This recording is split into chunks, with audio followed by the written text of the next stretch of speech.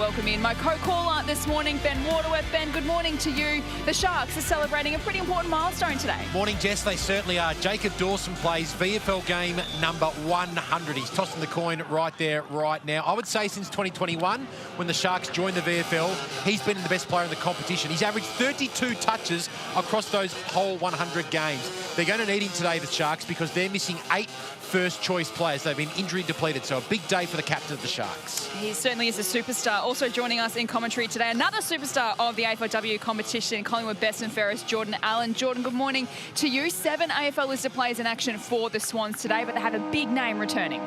Morning, Jess. Yeah, Tay Adams returns from a hamstring injury. He played round 1 with the VFL, had a pretty good day out, 27 disposals and 9 tackles. So he'll be looking to remain healthy for the rest of this season after an Achilles injury that kept him out this pre-season.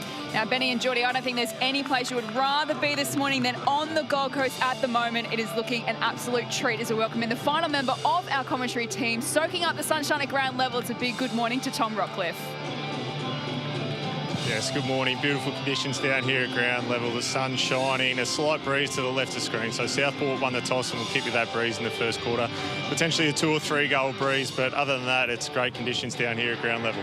Looking forward to a great morning and a great game of VFL. Ben, this game is really important for these two sides. Yes, as you mentioned, Jess, they're in the middle of the ladder at the moment. Southport 11th, the Swans 8th. We saw something really interesting just before, Jess.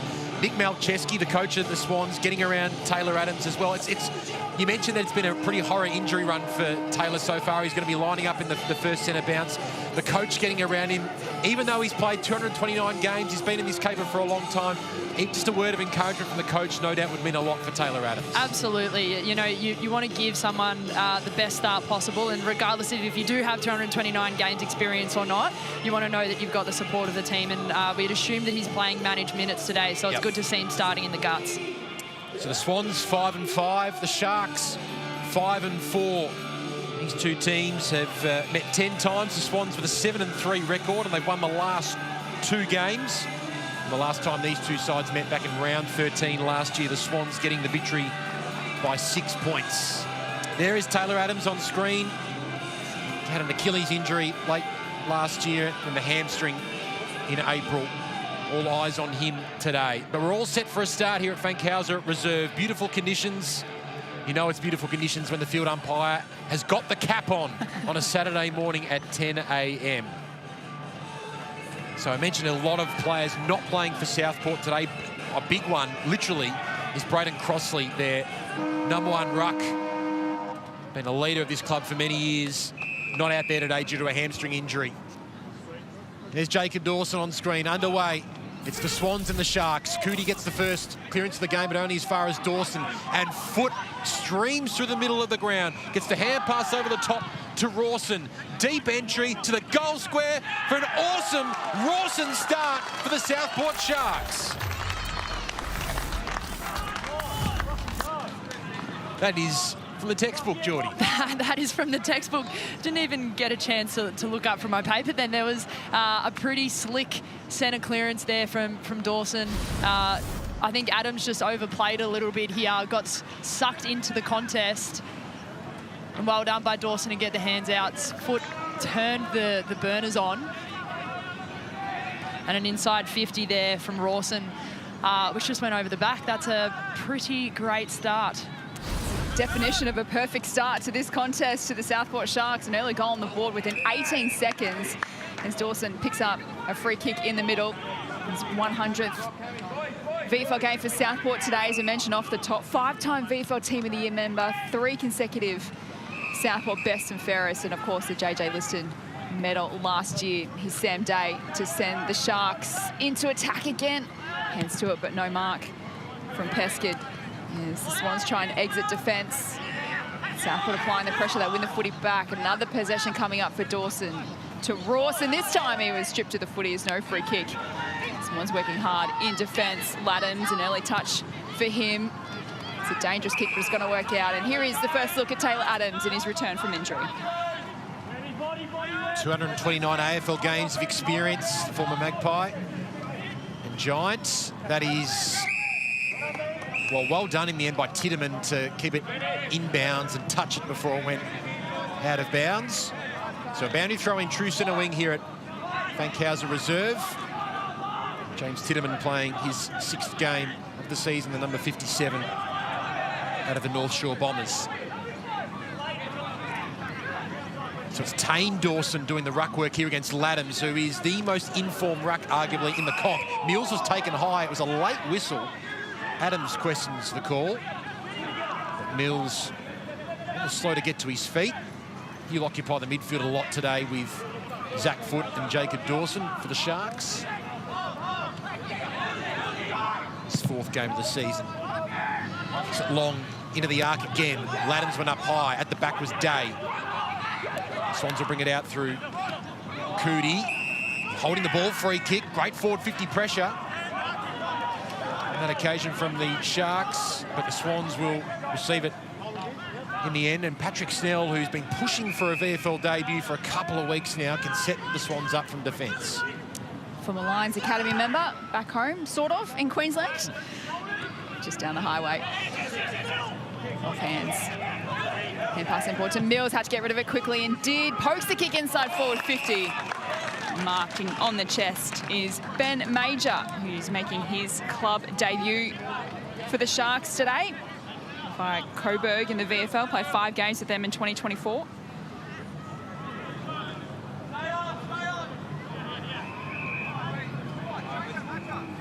"23 years of age. A little bit of change of scenery for Ben Major, making the trip north to join Southport. This will be a bright start indeed to his life in new colours on the Gold Coast. What a kick! And the Sharks have a couple on the board early. Great inside 50 there by Mills, just to pop it into the space. There wasn't necessarily a player occupying that space, but Major just worked into it. What I'd love to see from the Swans working out a D50 at the moment, I feel like they're over-possessing the ball a little bit by hand. There was a couple of times there they were lucky with an in-the-back free kick that went against them, that went their way, sorry. Just got to clear that ball, just got to get it out. They're putting themselves under a little bit too much pressure, but fantastic work here by Major to convert. 2 early goals for the Southport Sharks, but Tom Rockcliffe, you're downstairs and they might have an early injury concern.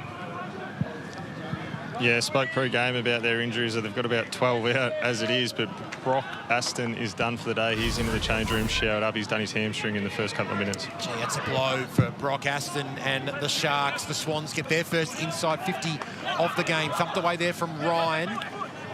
Webster comes through, is heavily met, and a tackle from Mellis, forcing the ball up. So, yeah, Aston adds to the injury list. They're already missing the likes of Tom Berry, Braden Crossley, Gore, Awaya, Woodcock, Jesse Joyce, Michael Manteet. There's a lot of first-choice Sharks players on the sidelines at the moment. Aston also sort of been in and out of the team a little bit through injury. 7 games for him prior to today, and he's having a career-best year in 2026.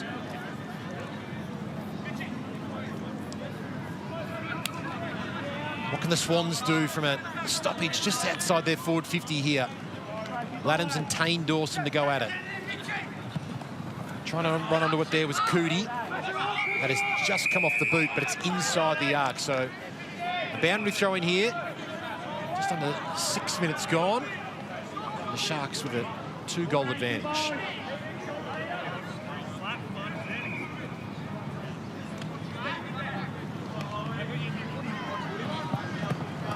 Dawson with the tap. It's Jacob Dawson getting a little kick away. Rowe with the hand pass, inboard to Larkins. Kicks it into the centre of Fankhauser Reserve. That's a good mark taken by Snell. Chip it short to Shipley. Up towards half forward. Mellis. Turn around and have a look at his options inside forward 50. Directs the kick into the pocket to a one-on-one, and there's an infringement of the marking contest. Free kick to the Swans. And Tom Ryan, who get the free kick, who kicked 5 straight against St Kilda last week. So take another look at the free kick. Your thoughts, Geordie? Not much in that. It's an opportunity for the 19-year-old Swans Academy product. 12 goals from his 9 appearances so far this season. In he comes for the Swans first. And he guides it home. It's a tough position to be in as a defender. Ryan just did well then to protect the space and forced Webster to encroach over, maybe copped him high, copped him in the back. But just kicking it to the advantage there, that craft to be able to protect that space, and it's very nervous times as a defender. We've all been there.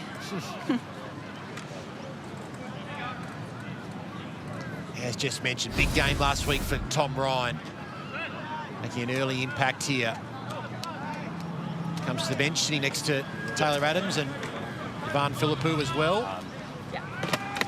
So Jacob Dawson in the middle. He's already had 4 touches. 3 of them have been clearances. He's lurking around here again. Holding the ball against Tane Dawson, and Totoli takes the advantage. And the Swans, ominous again, inside the arc.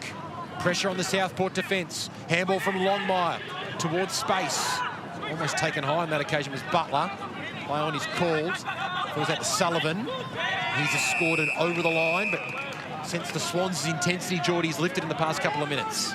Certainly has. You can see the unforced errors by Southport then. I know that ball was kind of tumbling away, but you'd love them to be able to collect that and clear it from D50 with a little bit more composure. Caden Harbour, the number 66, applying the forward 50 pressure there for Sydney.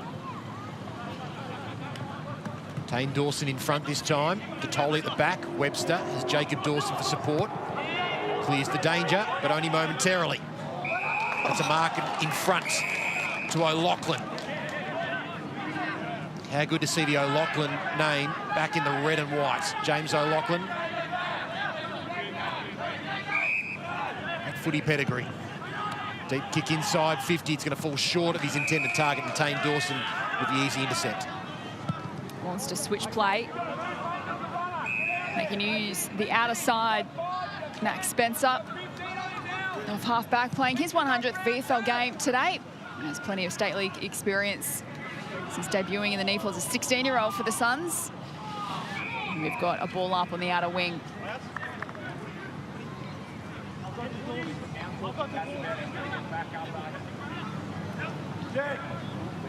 Dawson up against Laddams.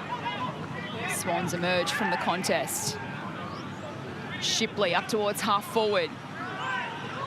Good work in the contest from McGuinness. Down to Webster, who'll give it back to McGuinness. Let's kick out wide over the head of Dawson. It's going to go out of bounds, be a free kick to the Swans. Cootie to take the free kick for Sydney. Ben, you spoke about the pressure from Sydney increasing. They just seem to have more numbers in the screen, more people outnumbering at the contest, which makes it easy to turn the ball over. It means you've got more people to rebound on offence. VFL game number 6 for Billy Cootie.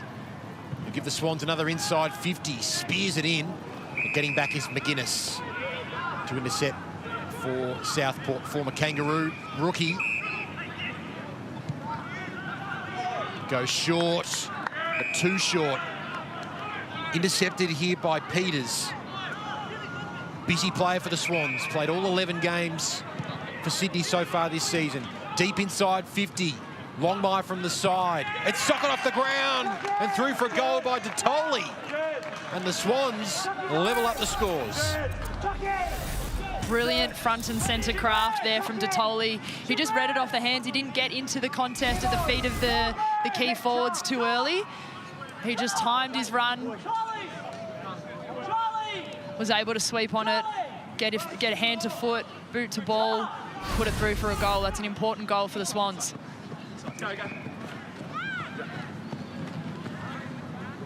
A lightning quick start to the Sharks, but the Swans have steadied. They've lost the last 3 games in this competition. They have a bye coming up next week. They're desperate to get back on the winners list, give themselves some confidence heading into their mid-season bye.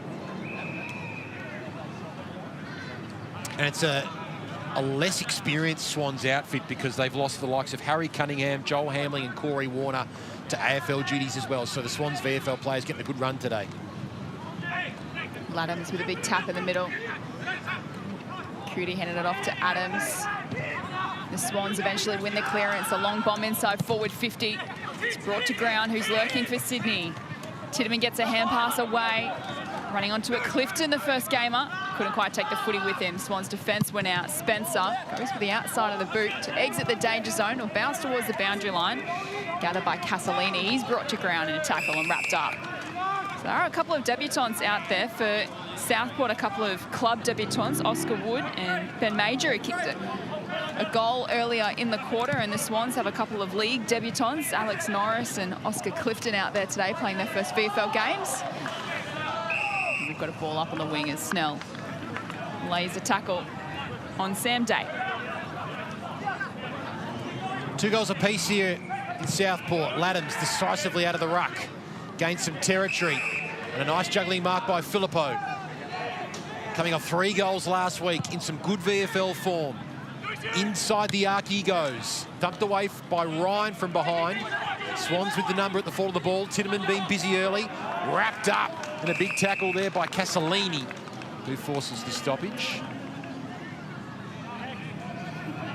Cracking day for footy. The Swans starting to get that forward territory game going. Can see the inside 50 count. 10-4. Tane Dawson escorts it over the line in the absence of Braden Crossley today, who's out with a hamstring injury. Hopefully not out for too long. A couple of nasty injuries to come out of last week's game for the Sharks, including Tom Berry and Gore and Awaya as well. Burton scraps a kick forward to the wing. Swans win it back. Hand pass from O'Loughlin. Although good pressure around the footy from the Sharks. Ball to be won here on the wing. Tiedemann head over the footy. Somehow finds his boot only as far as Mills. Sends the Sharks up towards half forward. Major couldn't take it with him. Snell gets a handball away. Casalini hurries a kick forward for the Sharks. It'll bounce into the pocket. Bowman will get there first. No, the boundary line beats him. And we'll get a ball in inside forward 50 for the Sharks. Plenty of history between these two sides, Benny. I have to go back to 2018. They played in a Neefle Grand Final. We were reminiscing. Quite a dramatic day here at Fankhauser Reserve. Sharks winning the flag by 55 points on that day. They're a state league powerhouse, haven't they been? When you consider their Neefle history and then in the VFL, they are perennial contenders, the Sharks. 22 premierships they've won. Yeah. Since the 1980s. Foot tried the fend off, but then he gets caught. Umpire says, holding the ball.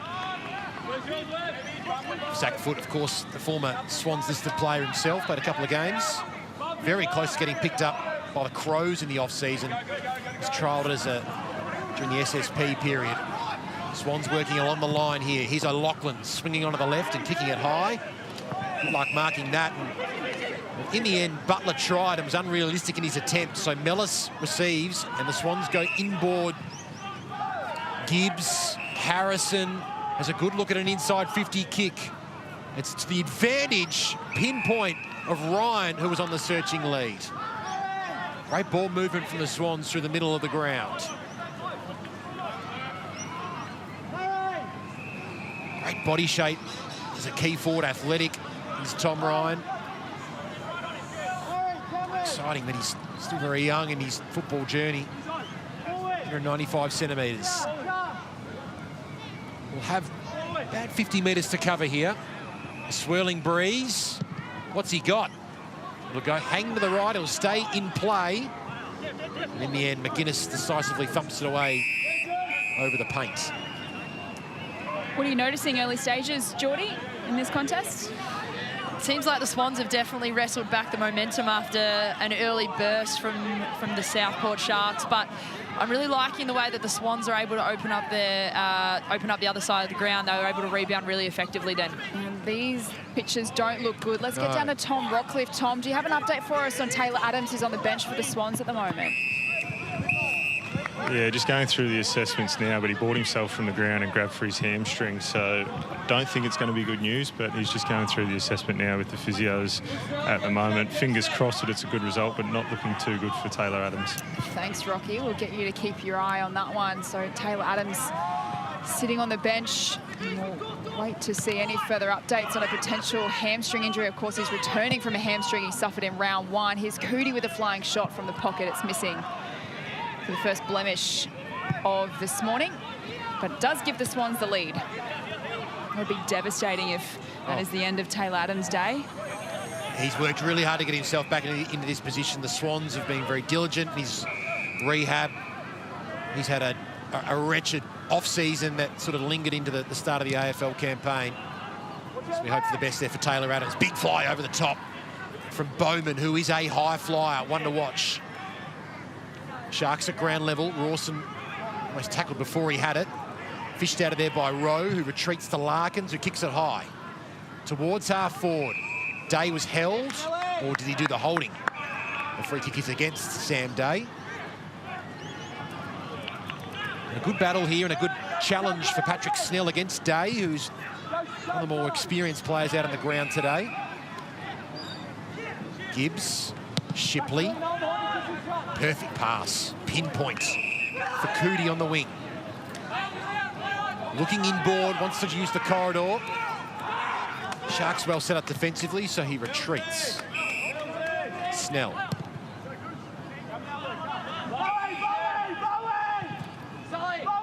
Laws switches it to the outer side. Harrison, again looking inboard. Sharks well set up, so has to go along the line. Run from Bowman.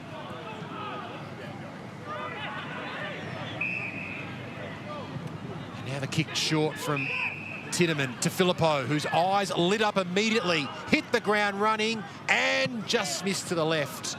So it was a methodical build-up by the Swans. They got the scoring opportunity, but only resulting in the behind.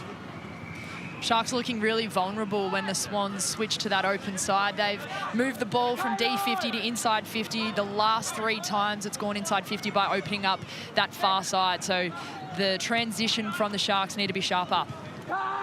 Max Spencer with the kicking duties. He hits foot at half-back.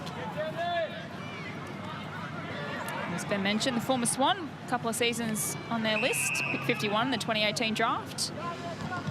Won the Sharks best and fairest last year after joining the club in 2022. It's a strong contested grab from Lawson.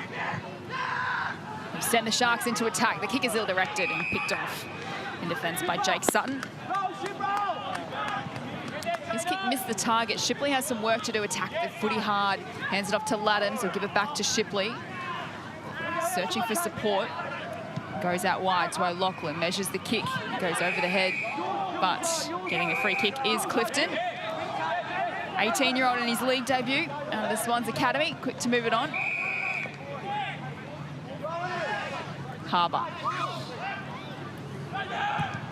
Spears it inside the arc. That is a great kick. Just didn't quite have the carry to Filippo, but it receives the hand pass on to the left. And he's missing.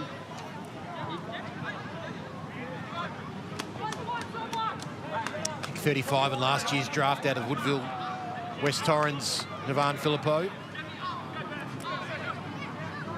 Thought he could have been taken a lot earlier in that draft as a first rounder, but the Swans happy to pounce there with the second round selection.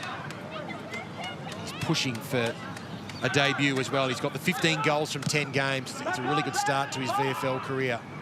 Webster caught behind and he's paid the mark. Wheels onto the left.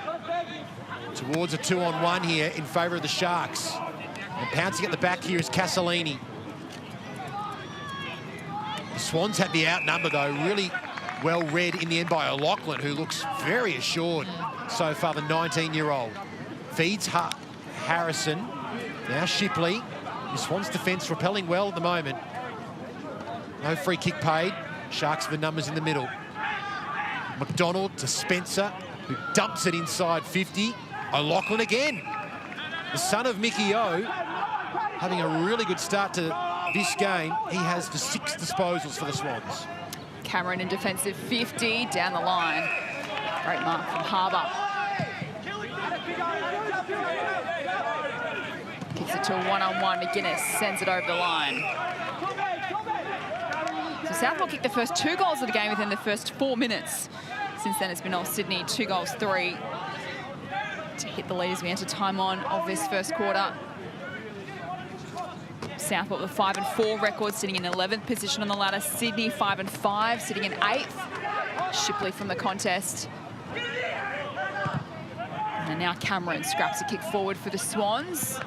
Playing in front, Webster takes intercept grab. Kicks it in board. It's Dawson free on the wing. Can't give him too much room to move Jacob Dawson, rather, the form that he's in. Or Jordan Dawson, actually. He's in fine form in the AFL as well. Kick up towards the contest. Offensive mark won't be paid. Major in his club debut for Southport. Wheels around, pumps it long to the teeth of goal. And it's over the line and out. The Swans' defence look really organised here. Maybe perhaps they were caught off guard in the first few moments of the game, but every single time Southport have gone inside 50, they picked absolutely everything off. That is devastating scenes. Taylor Adams playing his first game back after a hamstring injury. Tom Rockcliffe reporting downstairs that he's come off with a hamstring complaint. He took himself off the ground, Taylor Adams. Just got a pat on the knee there from his fellow AFL-listed Sydney player in Billy Cooey. So we hope for the best there for Taylor Adams, but there's a sense of a look of consignment there as he sits on the bench. The Swans AFL team in Adelaide today. They play Port Adelaide a little bit later on here on Super Saturday on Fox. Day almost doing the splits there, but able to get back to his feet and handball back towards Pescott. Great win there from Detoli. Wasn't clean though. Allows Pescott to kick it into the arc. And big thump away there from the Swans allows Rawson to pounce. He's brought down and a tackle by Bowman. Southport's best scoring opportunity for a while here. Day and Ryan to go at it. Day decisively down. Falls out here to O'Loughlin. He's hugging the line and keeping it in. Left foot kick skewed off the side of the boot, and it falls into the lap here of Mills. But as you can see, a congested forward 50 for him to work with. So he kicks in hope to the top of the goal square. Big fly from behind Major. Brought it to ground. Kick away there from Reardon towards the pocket. Gadsby trying to run onto it. What a pickup from Snell with the one hand, if you don't mind. Couldn't find a teammate. Larkin's hugging the line, centering it. Lots of Swans around at the back. Big fly from Lawson. Couldn't bring it down. Still lurking Lawson. Goes over his head. Party trick stuff from Lawson. Can't find the Major opening. A first minor for the Sharks. What a highlight reel that would have been. I mean, if you had taken the mark, you wouldn't have had to snap it over his shoulder. But even he's laughing about it.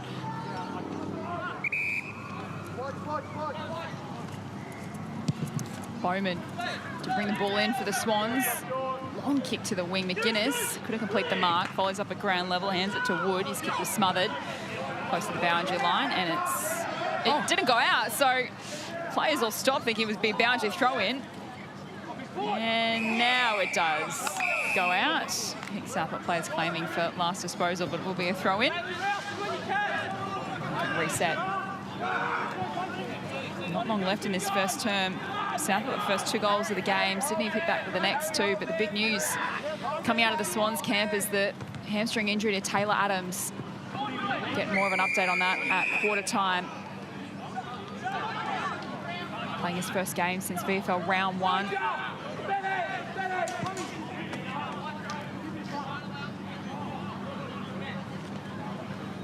Ryan in front position and ruck. Foot is lurking.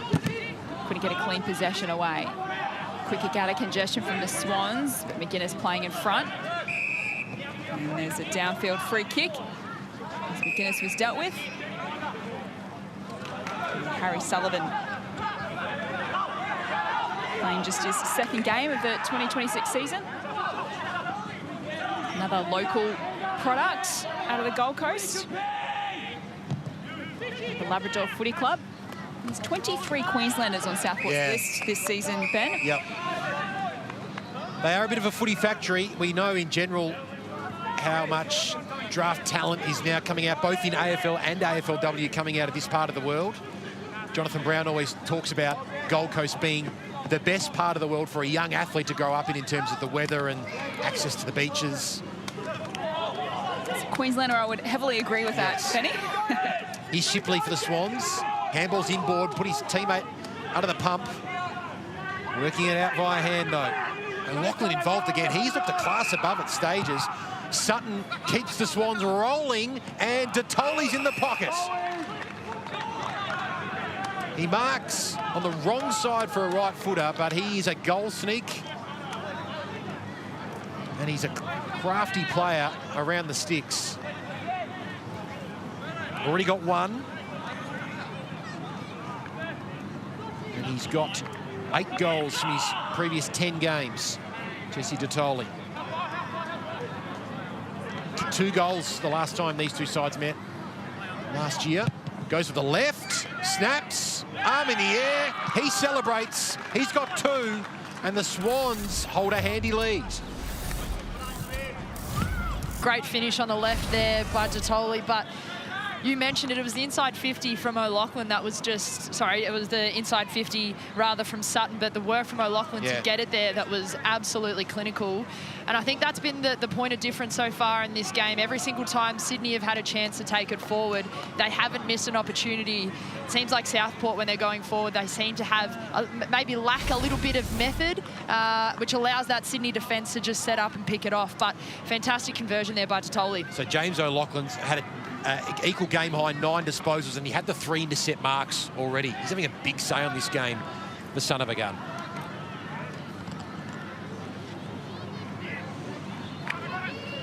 Southport win the clearance. Dawson pumps it long. Can they get a late mark?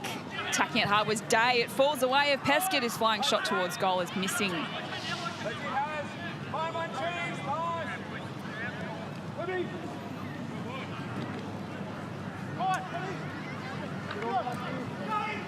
Had a couple of opportunities, Southport, to just steady the ship, but Swans have really recovered from a slow start. Handy lead now as we approach quarter time. Peters to Shipley. He's been everywhere in this first quarter, coming up for disposal number 10. Good kick down the line to Mellis. Can they go coast to coast, Sydney? In the contest was Longmire, couldn't bring it down. Filippo is run down and caught by Spencer. Well done. That's desperate stuff in the last line of defence. Gosh, they needed that. That looks looking like a certain goal for Filippo. Max Spencer, again, as he has done for many years, saving the day for Southport. Tane Dawson on the outer side. Off to Gadsby, kick it in the middle. Laddams going back with courage. Pescott did well to bring the ball to ground. Gibbs comes through. Footy at the back, retreats. Here's a look at Norris on debut for the Swans today. Into the middle, Shipley got the accommodating bounce. Handball's inboard. How about the ruckman doing the link-up work, Laddams? Handball's back to Harrison, inside 50. At the back, Spencer again. Not paid the mark, according to the umpire. Said it was touched off the boot. So dangerous spot here for the Sharks defence. Dawson got it down. Tane Dawson that was.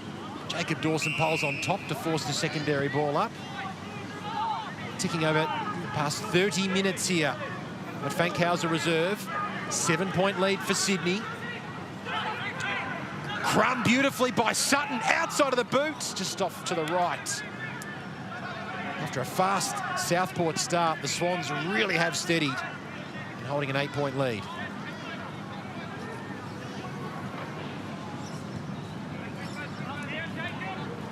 They've lost their last 3, Sydney. Geelong by 14 points, Richmond by 12, St Kilda by 3. So 3 consecutive close losses. After a strong start to the season.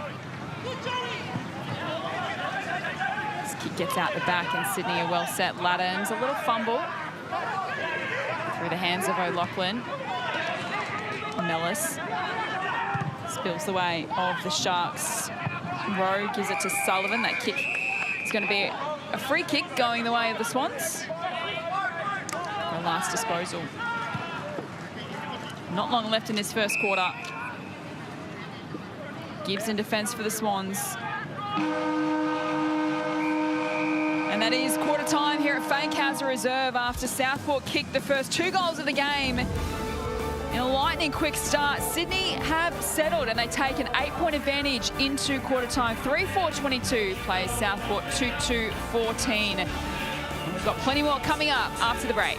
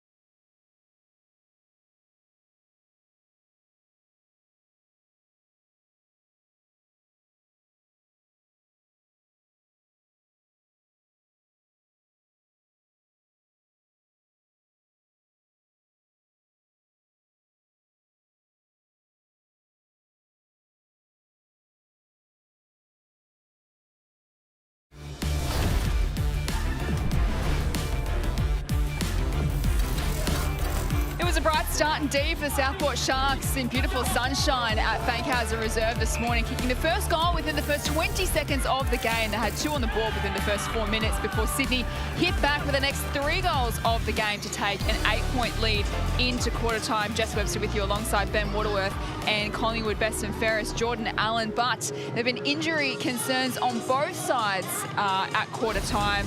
Brock Aston, the first casualty of the game with a hamstring injury. There he is walking off the field. That was in the opening minutes for Southport. And then unfortunately for the Sydney Swans, Taylor Adams looks to have re-injured his hamstring. He's playing his first game since round 1. Where he did injure his hamstring, and here he is looking quite disappointed on the bench and just getting some reassurance from his teammate there. But this is the big news story of the day, Ben. Another hamstring injury to Taylor Adams. It's devastating for Taylor Adams because he had also suffered a partial tear of his Achilles in the pre-season as well. Last year, he only actually managed the 9 competitive games across the AFL and VFL season. So we're deep into a second injury-ravaged season for the Swans veteran. The Swans also are quite ravaged by injury themselves at AFL level as well. They've only got 7 listed players out here in the VFL today, so it's tough news for Taylor Adams. As we head down to Matty Primus, who's with Tom Rockcliffe. Matty started the game really well, first 5 minutes, and then Sydney got some momentum. Do you change anything here at quarter time, kicking against the Breeze? A little bit. We've gone in pretty tall today. That's sort of the plays that we had left in our team to pick, so we'll probably go a little bit smaller into the Breeze. We need to try and win a bit more of the ball through the middle. We're exposing our backs with some easy ball movement. Good luck for the rest of the game. Thanks, mate. They started really well out of the middle as well, Geordie. Jacob Dawson had 3 clearances, 3 of the first 4 clearances of the game, but the Swans ultimately got on top in that area. Yeah, that's it. I think the Swans were just able to use the ball better between the arcs. You heard him mention there that he really wants their mids to get to work between the arcs to prevent some of that ball movement that allowed the Swans to work it out into their forward 50. Nick Shipley and James O'Loughlin with 10 disposals each in the first quarter for Sydney. And Dawson, as you mentioned, Ben, the 9 disposals for the Sharks in that opening term as you get the second quarter underway here at Fankhauser Reserve, and that's a free kick for high contact to Shipley, who's quick to move it on to Cootie, who sends the Swans forward. A deep kick inside the arc. Beautiful mark on the lead from, it is the big fella and Tom Ryan again. Serious grab. Great set of hands. Great flexibility. Coming off 5 straight against St Kilda last week. Kicked a goal in the first quarter. 19 years of age, 195 centimetres. Quick ball movement out of the middle from the Swans again, creating another scoring opportunity for 4 in a row. And it's just fading late. It's ominous signs early in the second quarter. Geordie given that centre clearance and scoring opportunity.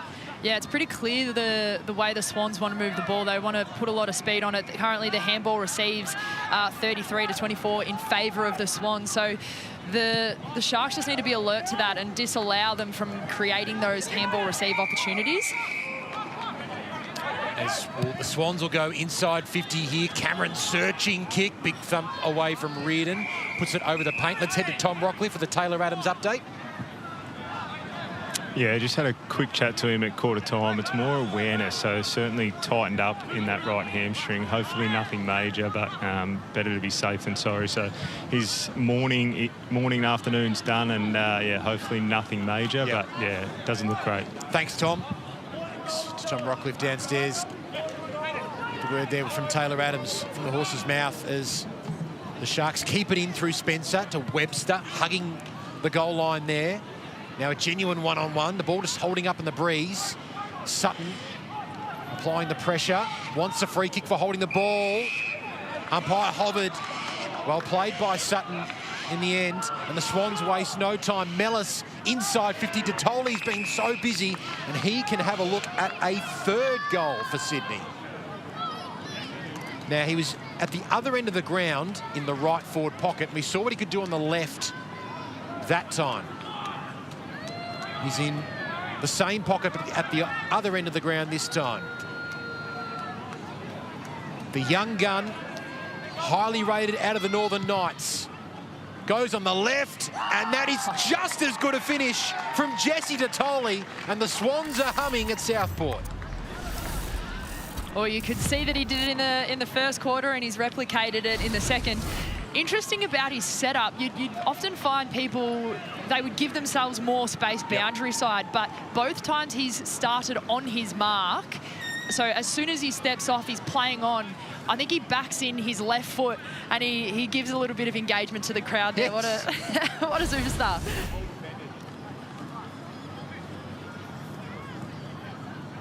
Equals his PB 3 goals in the VFL competition since being drafted last year. So he's kicked 3 goals now on 4 occasions in the VFL. And we're only in the early stages of the second quarter. Dawson hands it off to Mills, puts on a little burst of speed, drives the kick forward for Southport. There's a free kick, and the advantage is going to be paid, is it? Or is it going to come back? Major was waltzing in for his second goal. And in fact, no, it's a free kick to Sydney. So a little bit of confusion out there. It is going to be a free kick to Kai Gibbs. And he can take off. Got Snell as his running mate here, linking up via hand. Can the Swans get their running handball game going here? Shipley, Mellis pulls the trigger with the kick towards half forward. Well marked there by McDonald. Floating across for Southport. Important that they chop it off there because the Swans have been getting some deep inside 50s since halfway through the first quarter. Ball holds up in the breeze and Major presents. He's looked strong for Southport on club debut today. Wheels and goes. At the back, Mellis running hard, has Peskin for company. Mellis did well just to paddle it to the advantage of O'Loughlin. Gets the footy back via hand. Bowman hacks it away. But the Sharks well set up again. Major intercepts. Need to try and capitalise here, Southport. Kicked 2 goals very early in the game, but it's been all Sydney since. Major inside 50. Falls to Peskin. Wants Rowe. Cootie, was he held without the ball? He was. The Swans will take the advantage through Shipley. Has a bounce, a couple of bounces. Keep going. 4th bounce for Nick Shipley. Now he jams it on the boot. It's a wobbler inside forward 50, and he'll go towards the pocket and how to play. Everything looked good up until that disposal for Nick Shipley. I didn't expect to see an attempted torp after 4 bounces. Great mark by Major. Would have loved to have seen him move it on a little bit faster. We know that the Swans are extremely organised in defence, and you're just playing into their hands by kicking it long and slow inside 50. Swans are pressing here again. Quick kick out of congestion from Clifton in his league debut. Couldn't quite find the Major opening. 18 years old, 198 centimetres is Oscar Clifton out of the Swans Academy in the Bulldogs in the AFL Sydney competition. Swans now by 16 points. Spencer with the kick-in duties for the Sharks. Along to a contest. Reading it best is Peskin.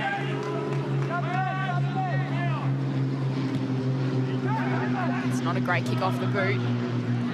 Now there's a ball to be won on the wing. Back to Peskin under pressure with the kick by Bowman. Lowson, handball's over his head. His teammate under pressure. Goes in again, Lowson, this time trying to burst away. Hands it off to Foot.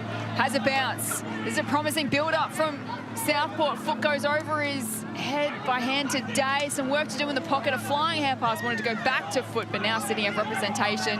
Snell, Cootie, and the youngster and Gibbs all involved to repel the scoring opportunity, or maybe only momentarily. Here's Jacob Dawson for a little bit of class. He was pushed as he kicked it. It doesn't matter because he's got a goal in his 100th game. They'll absolutely get around him for that. Dawson, the leading disposal getter for the Sharks so far, 11 disposals, 3 score involvements.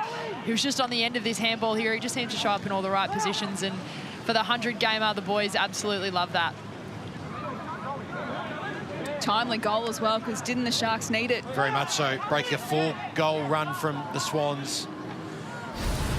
Jacob Dawson with his 7th goal of the season, remarkably consistent.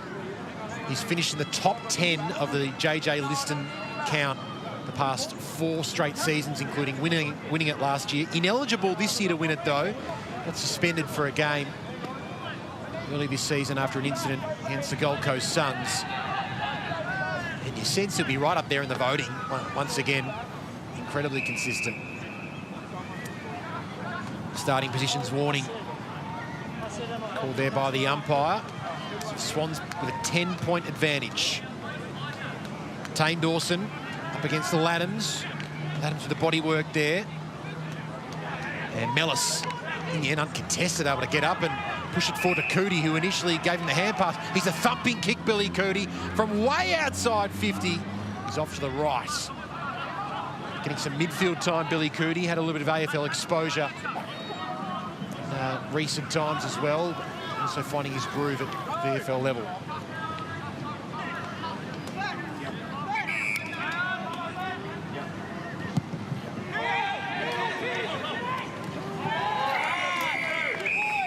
It's knocked out a play by Mellis. He's putting together some great form in the VFL competition, the 24-year-old. Kicked 5 goals in the last 2 weeks as well, Mitch Mellis. Yet to impact the scoreboard this morning.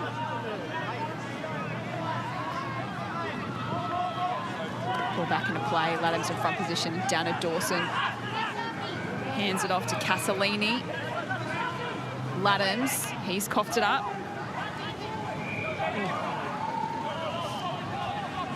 Plenty of numbers around the footy, and we've got a stoppage on the wing.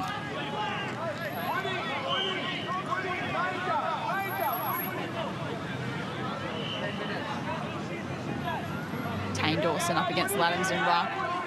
Dawson feeds it out to Jacob Dawson. Over the top to Reardon. Slams it inside forward 50, goes over the head. The intended target in Burton. Here's a chance for Rawson, kick the first goal of the game. A high up and under to the goal square. Coming across and chopping it off with Sutton. It's a handy player for this Swans VFL side, Jake Sutton. He's been doing it on the forward line in recent weeks. Kicked a couple of goals last week. A couple of nice moments in defence today. He's major, intercepting. McDonald with a don't argue. Another inside 50 for Southport. Must capitalise here, the Sharks.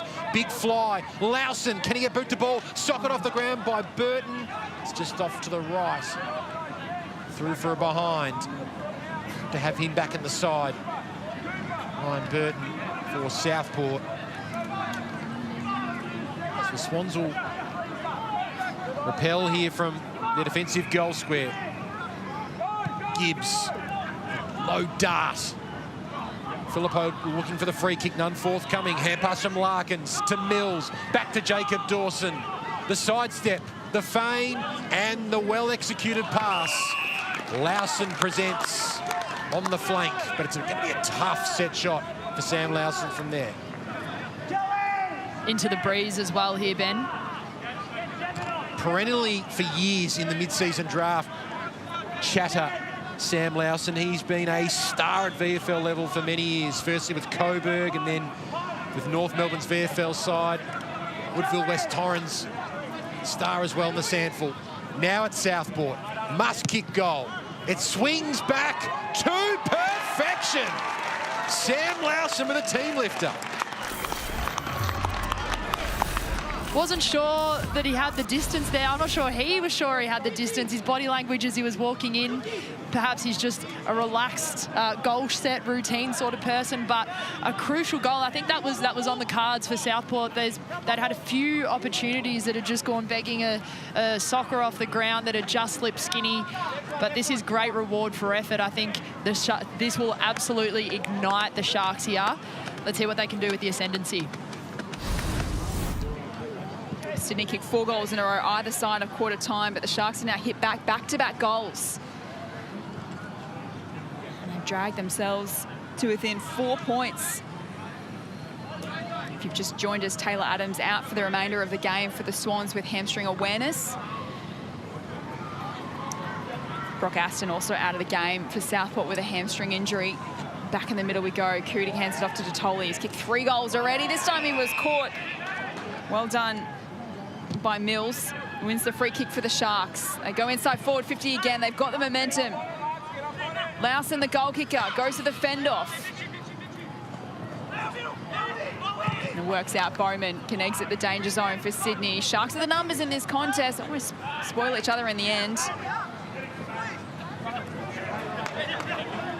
Coming through Butler.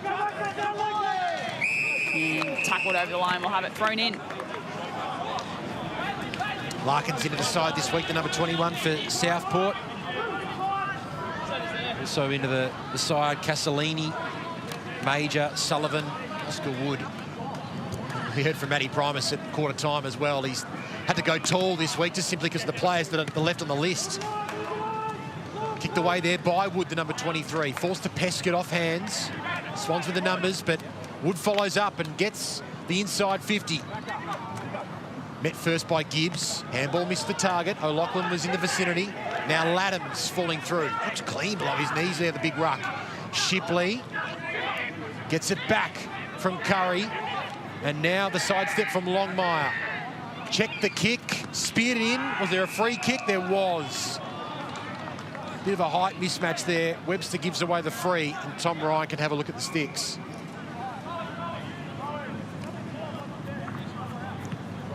He's an imposing player on the lead, Tom Ryan.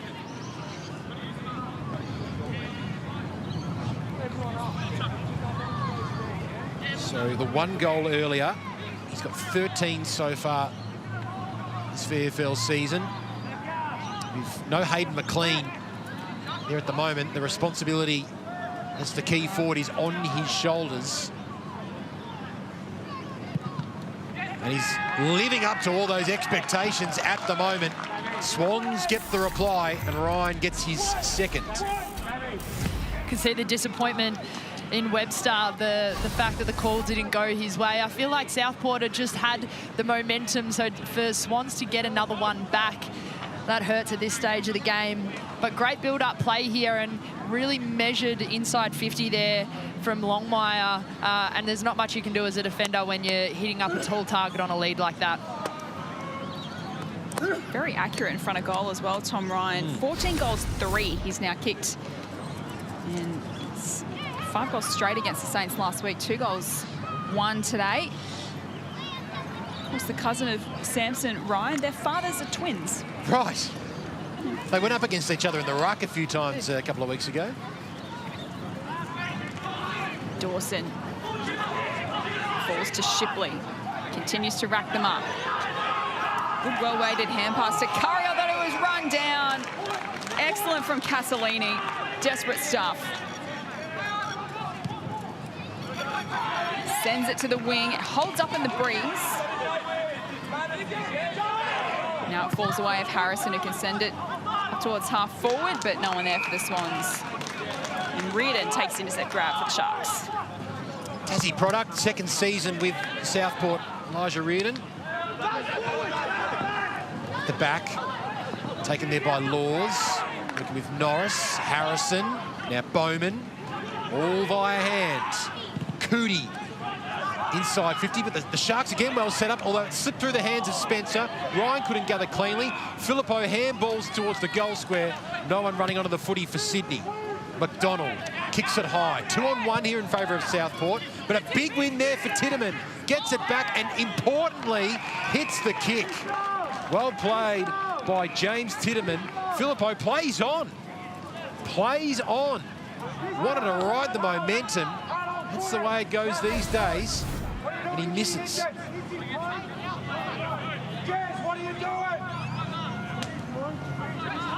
win there by Titterman, but rush of blood potentially from Filippo. Yeah, I don't think he thought it was touched or anything. I think he just wanted to get on with it. I think he regretted his decision pretty quickly. Yeah. Spencer, a long kick in to the centre of the ground. Sullivan marks. Sends it up towards forward, strong hands from Burton. Just to hand it off to Foot on the left. It's a scrubby little kick. It's close to the boundary line, and it does go out of play. Yes, it looks like Ryan Burton's playing a little bit more forward. We know during his time at the AFL, particularly when he's Port Adelaide as that rebounding defender, but I think out of necessity at the moment, Matthew Primus has had to swing him forward. A couple of big weeks coming up for Southport, Geelong, Williamstown, Werribee, the next 3 before a bye. A long injury list to contend with. They're well in the contest at the moment, though. Laddams feeding it to Cootie up against the boundary line, kicks it inboard, but it's ill-directed and Larkins takes the grab. Disposal number 5 for Larkins.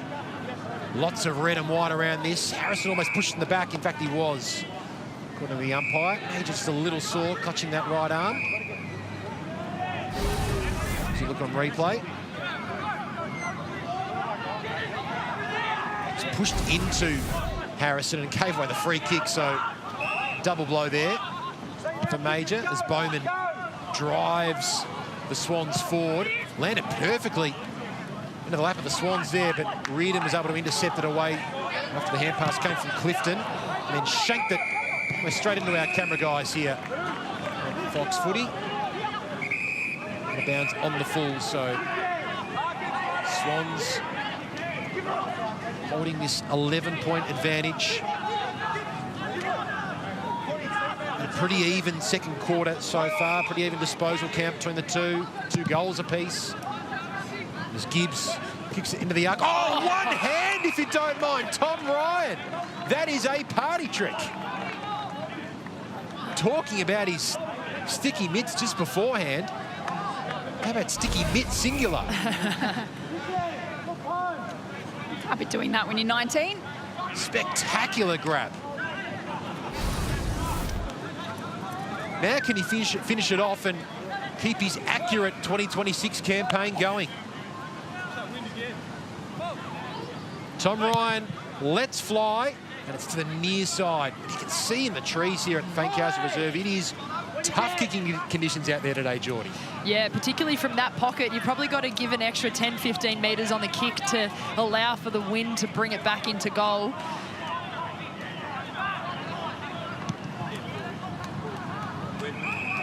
Spencer McDonald from the kick-in. So we enter time on here in this second quarter. You'd be pretty pleased if you were Southport, Geordie, that you've arrested some of the momentum that Sydney have generated, and you're still in this contest, only 12 points of difference. Yeah, absolutely. I think they look a lot more organised. I think they're making better decisions with the ball. They're willing to fight through that pressure that the Swans are putting on them. And I think they're obviously working against the breeze. It's funny how sometimes when the teams have the breeze that they seem to just revert to kicking it long. It seems like Southport have employed a little bit more method into the breeze, which is working in their favour.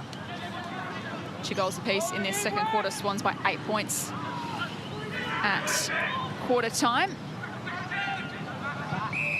It's a free kick for a push.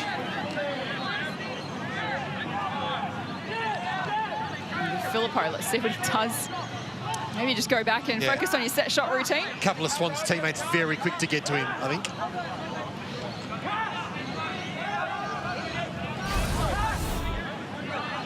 Three behinds for Filippo this morning.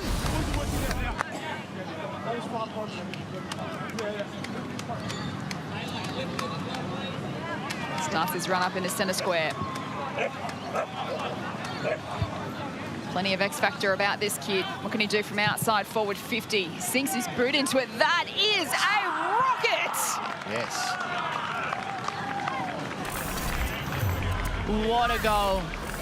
Beautiful way to use the breeze to your advantage there. And Ben, you mentioned it, a few of his teammates just got around him. Make sure you take your time here. We're up. We need to take some time off the clock. Let's take our time to kick this goal. A lot of goal-kicking coaches try and discourage that around the body motion, but I think we're seeing it come back into vogue, and it definitely gave him a few extra metres on it, which allowed the wind to carry it over the fence. Is it starting to come back more in vogue, though, from shorter distances, hence coaches are a little bit hesitant on it? Perhaps, yeah. The jury's out on whether snapping from short distance is is the way to go. Right. I'm probably a traditionalist, just back in your drop punt, but I guess you know your accuracy is at different lengths. Mellis explodes out of the stoppage to Cootie on the run. Misses everything in the end. It was explosive out of centre from the Swans, though. Cootie has really given them a real sense of dynamism inside.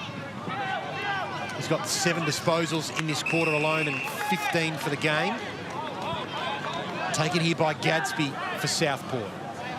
Swans in the last 2. Big defensive fist away there from Laws, who comes to the bench. Thumping it away there from Tane Dawson.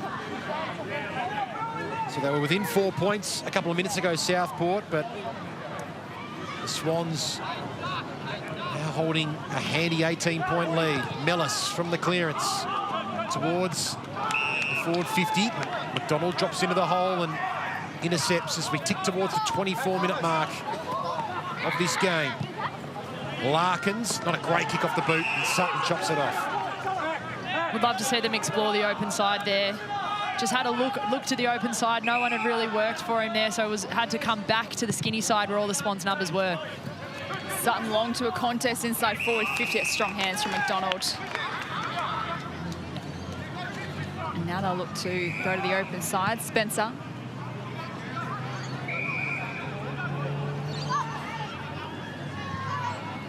Sullivan. Back pocket for the Sharks. Go long down the line. Day, the target, could have come down with a mark. And there's a free kick for a hold. And they'll take the advantage, they will.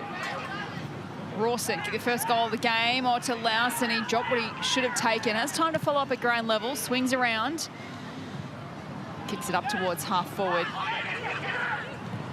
Gadsby, go back and board Dawson, a little fumble, and has to turn tackler and do the defensive work and lock things up. Kicking himself there, Jacob Dawson. Setting up nicely through the middle of the ground. Still having a big day. 15 touches, the 4 clearances. Shipley's direct opponent, though, gets a clearance. He's having a big day as well. 18 touches for him. Sutton towards half forward. The Sharks just in recent times, though, Geordie, just seen a little bit better set up behind the ball. They often have that extra behind the ball, and that time able to pump it out of bounds. Yeah, I think they're really making use of that spare. The only times that the Swans have been able to score is when they've either had a free kick or hitting up someone on a lead. That long ball isn't working for the Swans when they're going inside 50 with the setup, the defensive setup of the Sharks. Mellis able to get a handball away. Laddams, no one came at him. His handball had a lot of juice on it. Put O'Loughlin under the pump. Rawson came through. Gadsby ripped it away, and Dawson was waiting on the outside. Checked the kick. And Peskin attacked it hard, but well played, Sutton. Big team-orientated act there from Jake Sutton, and his teammates get to him as he puts it over the paint.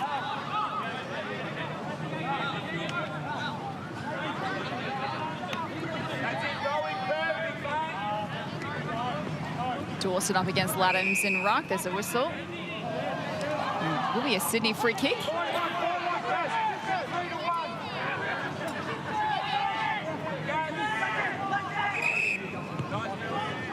Laddams chips it on the 45. Bowman. Plenty of numbers up ahead. They'll bomb it long to a pack inside forward 50. Sharks are the numbers, and they kill the contest, and it goes out of bounds. So the Southport player slow to his feet. Already lost Brock Aston to a hamstring injury in the opening minutes.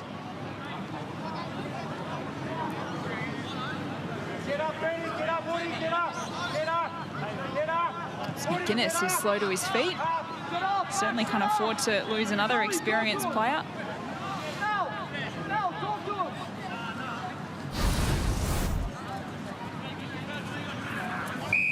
Just some heavy contact, but it looks like he's shaking it off, which is good news.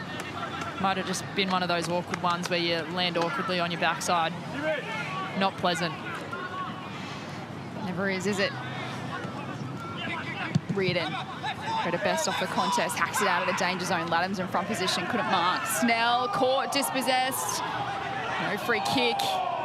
First gamer in Wood is brought to ground. Curry over the top of him. Spills out to Casalini. Back with the flight, Day, couldn't hang on. Follows up at ground level, great hands to Burton. Now over the top to Rawson. They've approached half forward. Under pressure with the kick. Now using the body well with Sullivan. Hands it off to Mills, one way then the other. And then good defensive pressure from the Swans. And he's going to get a free kick for a hold. So they hang on, the Swans, in defence. Under the pump there this year, the Sydney defence, big time. Lachlan receives it. Good pressure there from Tane Dawson. There's Southport numbers around here. Burton goes short, good decision. He had Mills short, but even closer to goal was Noah Casalini, and he is a noted goal kicker. Back into the side this week. From his last 5 games, he's gone 2 goals, 2, 1, 3, and 2. So he's constantly hitting the scoreboard. He's got 10 majors from his 7 games so far. Can he get some scoreboard reward for effort? Hangs to the left, it swings back. Casalini finds the major opening. And Southport get an important goal as we tick towards half-time. Way to show up inside, just popped up in the right spot to be used there. Going inside 50 initially, Southport didn't have much representation. They just needed people to work in, and Casalini came in from the offside, was able to put one through. That's a great kick into the breeze, started at left and worked it right. Former Phelan medalist in the AFL Sydney Premier League competition for best on fairest while playing for St George in 2022, the year he made his VFL debut for the Giants. He's come to Southport after spending a couple of seasons with North Adelaide in the sample. And that is an important goal on the eve of halftime here at Fankhauser Reserve. Just keeps Southport in touch and gives them a little bit of momentum. Detoli's kicked 3 goals this morning, hands it off to Laddams. Finds some room to move and pumps it long for the Swans. Gets out the back. Chance for Longmire, just couldn't run onto it, but it stays alive and they get the goal. It's Titterman in the right place at the right time. And the Swans hit back. Great front and centre craft there from Titterman. Just hit the ball at speed. Laddams absolutely pumped it in long here. Kept the ball alive there. Did Jez Longmire, however. And allowed Titterman to just work onto it. Kept the ball alive. That's really hard to defend when the ball stays, you know, alive. I've used the word that 3 times already. But without having a mark or a free kick paid, it forces the defence into a bit of a scramble. It's where free kicks are often given away or small forwards pop up for a goal. Good response from the Swans. Lawson having a run on the ball.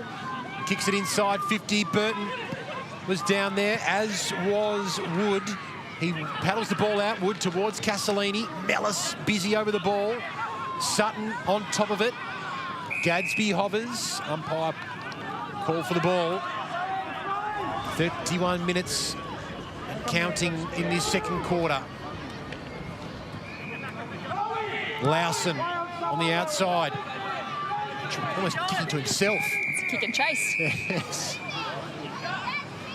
Sees it over the line. Sam Lawson kicked one of Southport's 3 goals this quarter, but the Swans with 4 majors. Seeing them hold that 18-point lead. Jacob Dawson comes at Casalini outside of the boot, top of the goal square. Good crumb there from Wood, or good contest from Wood. Burton waiting at ground level, as is Day. Burton paddles it out. Red and white jumpers all around, though. Socket off the ground by Bowman, and luck is a fortune. Straight to Laddams, Detoli, Mellis. The Swans at their breathtaking best. Through the middle of Fankhauser Reserve. Mellis to Filippo. He played on again. Can he find the major opening this time? Javan Filippo on the siren. How good is that from the Swans? End to end, and just in the nick of time, Filippo kicks his second, and the Swans with a game-high 24-point lead at half-time. That's Sydney footy at its best, Geordie. That absolutely is. We know they're a handball receive. That run and carry game is absolutely what they want to achieve here. And Philippou, as you said, he went to play on straight away. Unfortunately, couldn't get wrapped up. Whipped around onto his left and absolutely pumped it through on the teeth of goal just as the siren went. Great footy there, end-to-end footy. So he's got 2 goals, 3 now. Detoli with 3 goals and Ryan with 2 goals for the Swans and 1 to Titterman as well. All single goal kickers for Southport. As we head downstairs to Tom Rockcliffe. Yeah, down here with Pistol Adams, been everywhere in that first half. Lost your teammate Taylor Adams in that first quarter though. Yeah, really unfortunate. He's done a lot of work to get back out here today, so the boys are pretty flat, but hopefully we go on to win the game for the boys. Now, a couple of weeks ago, in your words, we've seen one of the best VFL games in history. A little bit quieter. Are we expecting a big half? Yeah, hopefully better next half. It's not as good as your game in the SANFL a couple of years ago. 53 or something, I think it was, in the wet. 57, don't sell me short. Good luck for the second half. Thanks, mate. Cheers, Rob. Just a couple of big ball winners trading old yarns here on Fox Footy. Half-time at Fankhauser Reserve. It's the Swans by 24 points. We'll break down the first half on the other side of this. It's Super Saturday Live on Fox Footy.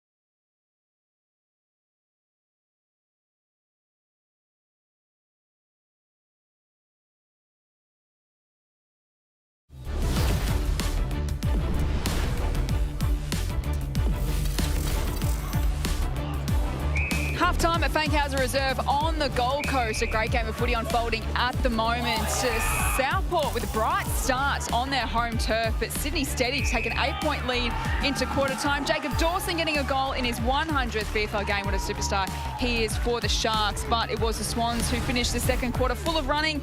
Back-to-back goals, including one to Ivan Filippo on the buzzer. To push the margin out to 24 points at the main break. 8-9-57 plays, 5-3-33. Jess Webster with you alongside Collingwood AFLW Best and Ferris, Jordan Allen. Jordan, what caught your eye in the first half? Yeah, it was a bit of an arm wrestle. You could definitely tell that the Sharks were working their way through it.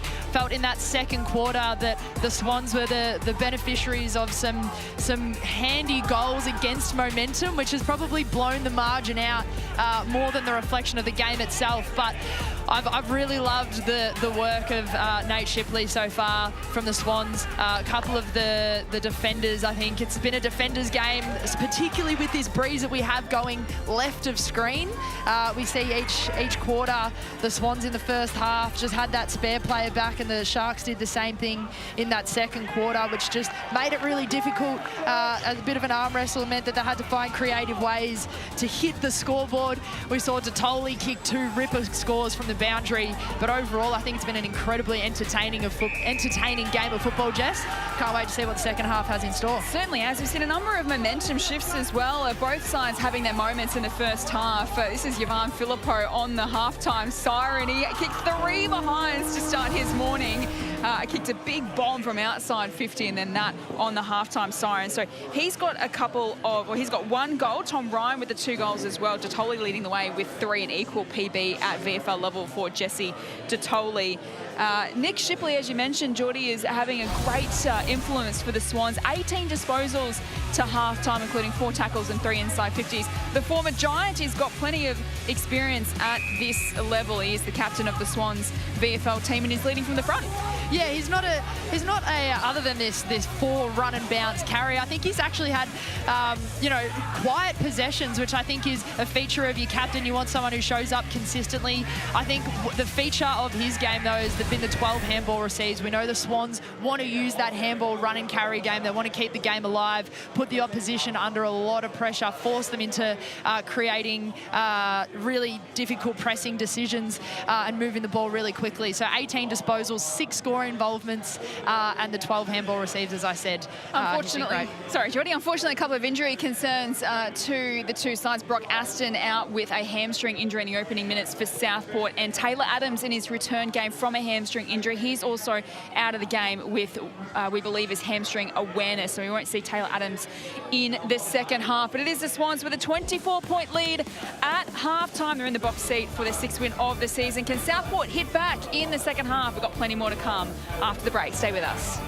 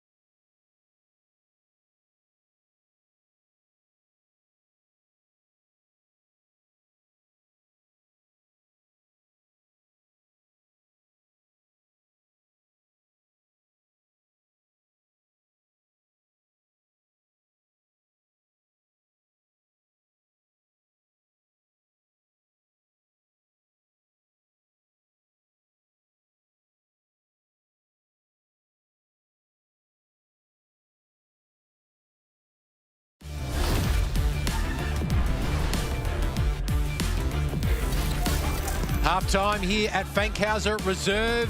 Tom Ryan has got some of the stickiest mitts in the VFL.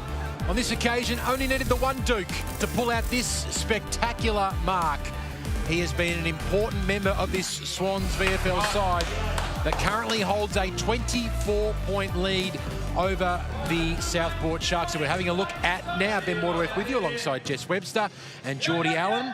And a big day for Jacob Dawson, the captain today, Jess, of the Southport Sharks, playing his 100th game, and he's had a pretty solid start as well.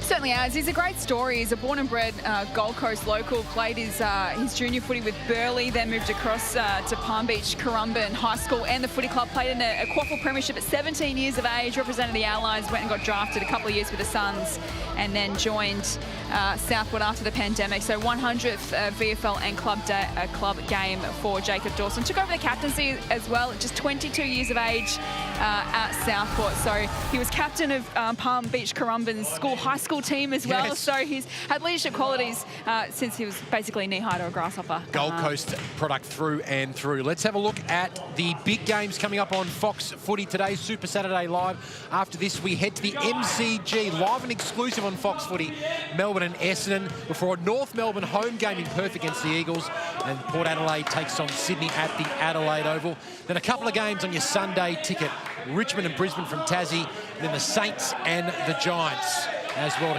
to finish off round 14 of the AFL before bounce and first crack on a Sunday night. But we've got second half action coming up on the other side of this break in the VFL. It's the Swans leading Southport by 24 points.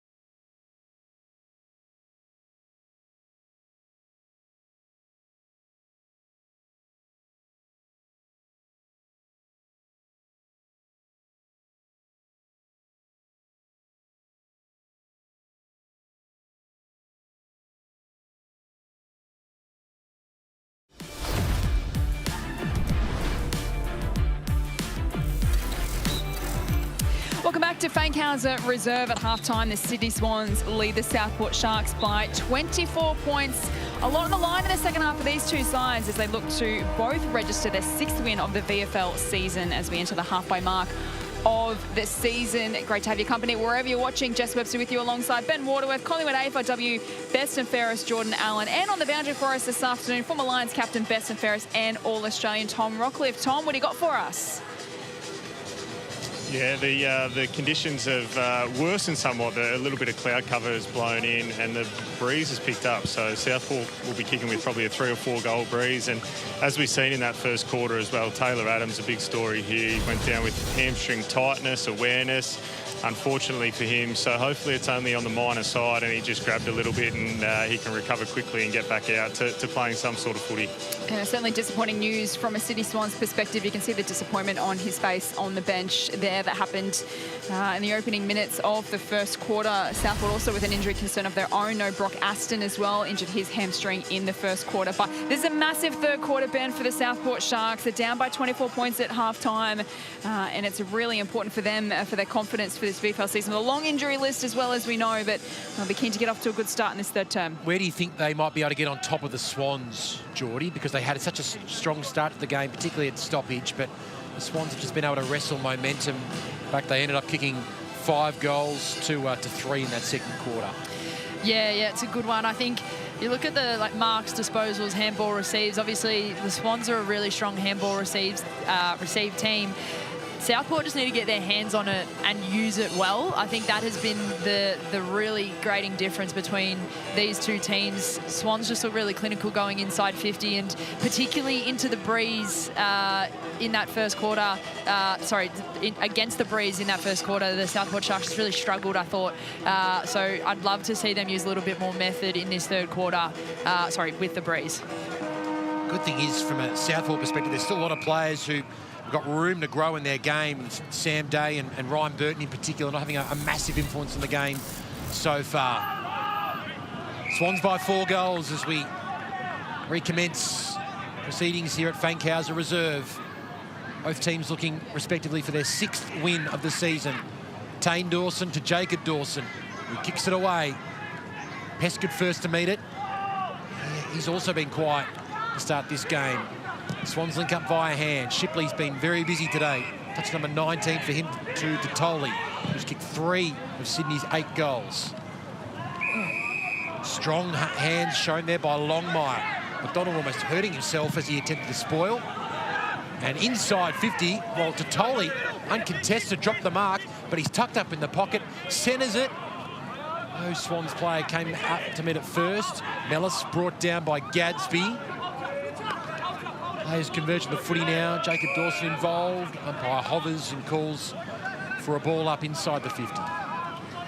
Given what Toley's been able to produce from the pockets so far, I don't think his teammates would have been too cross if he had had a crack just then. 3 goals for Toley today, the leading scorer on the ground. Up towards half-forward, Snell got rid of his opponent. Did he get a kind bounce? Coming through Laws, a little fumble now. He's under pressure by Day. And here's Major.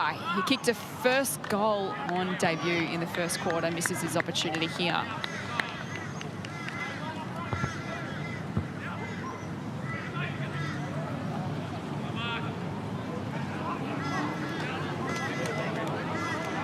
One goal, 1 for Ben Major.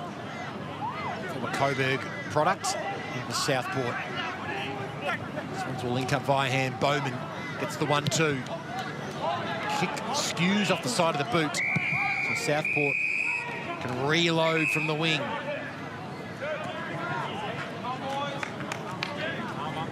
McDonald coming up for his 11th touch. He's taken the 3 intercept marks. Being busy for the Sharks. Oh, Dawson read that superbly off hands. Curls and hits the upright. Terrific, classy goal in the second quarter against the flow. That would have given the Sharks the perfect start. The breeze just didn't do enough for him there. Snell with the kick-in duties. Laddam's the target. Worked his way to front position. It was knocked away from him. Longmire fires out a hand pass, but it goes out of bounds. Critty couldn't keep it alive.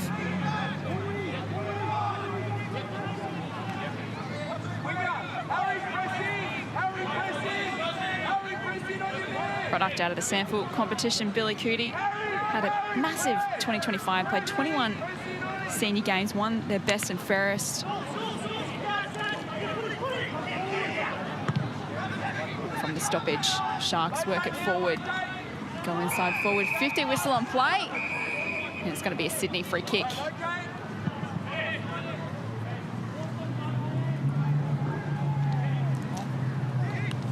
Ned Bowman with the free kick, a 19-year-old still searching for his first opportunity at AFL level. He's not too far away. He finished third in Sydney's VFL best and fairest last year.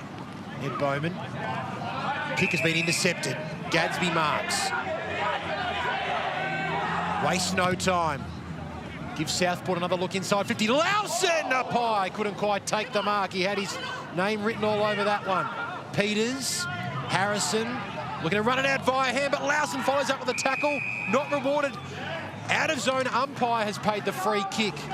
The umpire in the zone was looking directly at the play. No whistle. Then a late whistle from the other umpire means Lowson will eventually have that set shot. I think his teammates will love him for that. Obviously went for the high fly, but he was able to follow up at ground level, win the ball back with a crucial tackle. You be the judge at home. I think the out-of-zone umpire came to the rescue at the right time. Kicked 1 goal in the second quarter.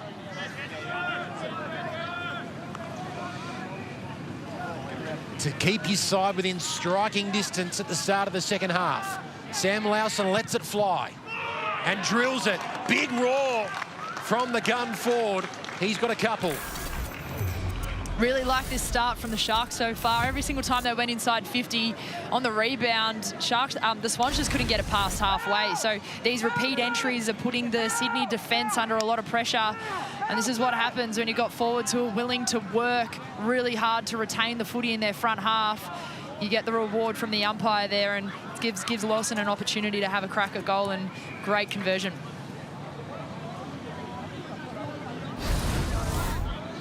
Eight goals now for the season for Sam Lowson.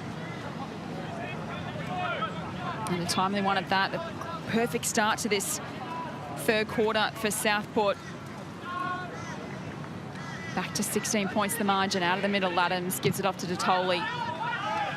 Spears it up towards half forward. And it's over the head of Longmire. Nellis over the top. McDonald feeds it out. Larkins. Sweeping hand pass. Couldn't run onto it. Dawson can. Hands it off to Rowe. Finds a little bit of room to move. Butler. Backwards to Rowe. Winds up and kicks it long to a contest. Day with a little bit of a fly. Spills to Gadsby, who's tackled to the turf. Sydney by 8 at quarter time, 24 at half time. Sharks. The first goal here of the third quarter. There's a whistle on play. Free kick going Sydney's way in the ruck contest. Against Tane Dawson. I think he's held his own pretty well against Laddams today.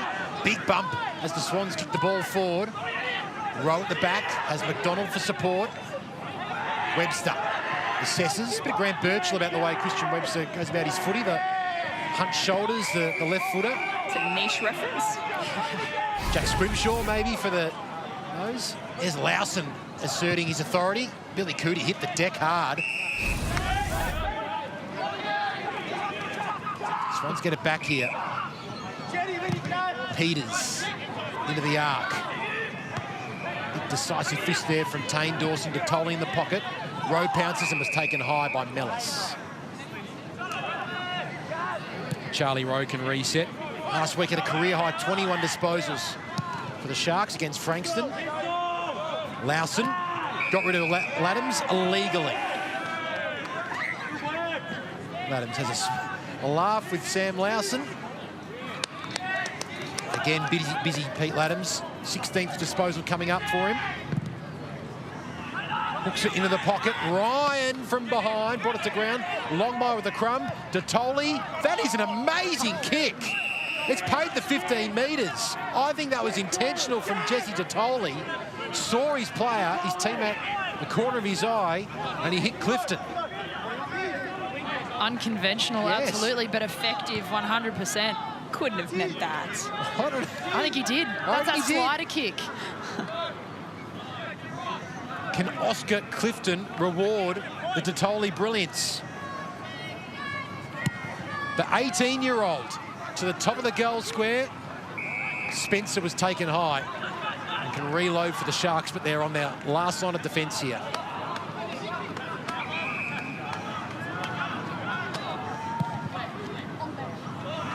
Along to the outer side. Peters, the mark is paid. Can send the Swans back into attack. Pumps it long.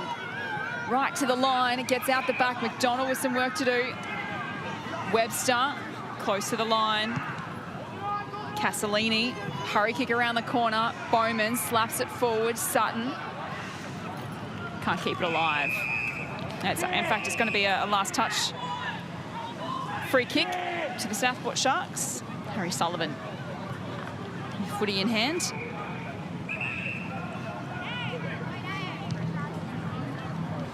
Could get long down the line to a big pack, and Laddam's hands to it, and that is going to be a mark. It's a strong grab indeed. Such a presence at this level.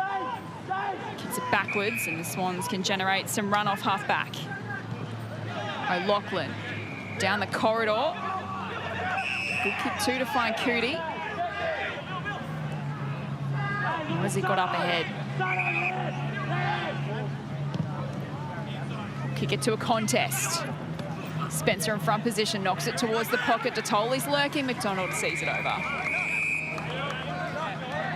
Definitely more promising here from Southport, but they are down on the mark count. So as much as they have the momentum, it's really hard to move the ball forward with any conviction if you don't maintain possession of the ball. So I'm sure they'd be looking to find some more marks.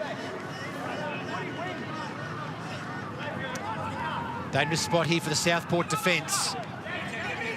Mellis, Totoli, Clifton. Over the top, back to Mellis. Goes for the check side. Across the face of goal, Burton back in defence, helping out Southport. Spencer, was it a behind? It was. Spencer didn't intend to put it over the goal line, but it is a behind to Sydney. That's their first score of the quarter, 10.5 minutes in. Burton.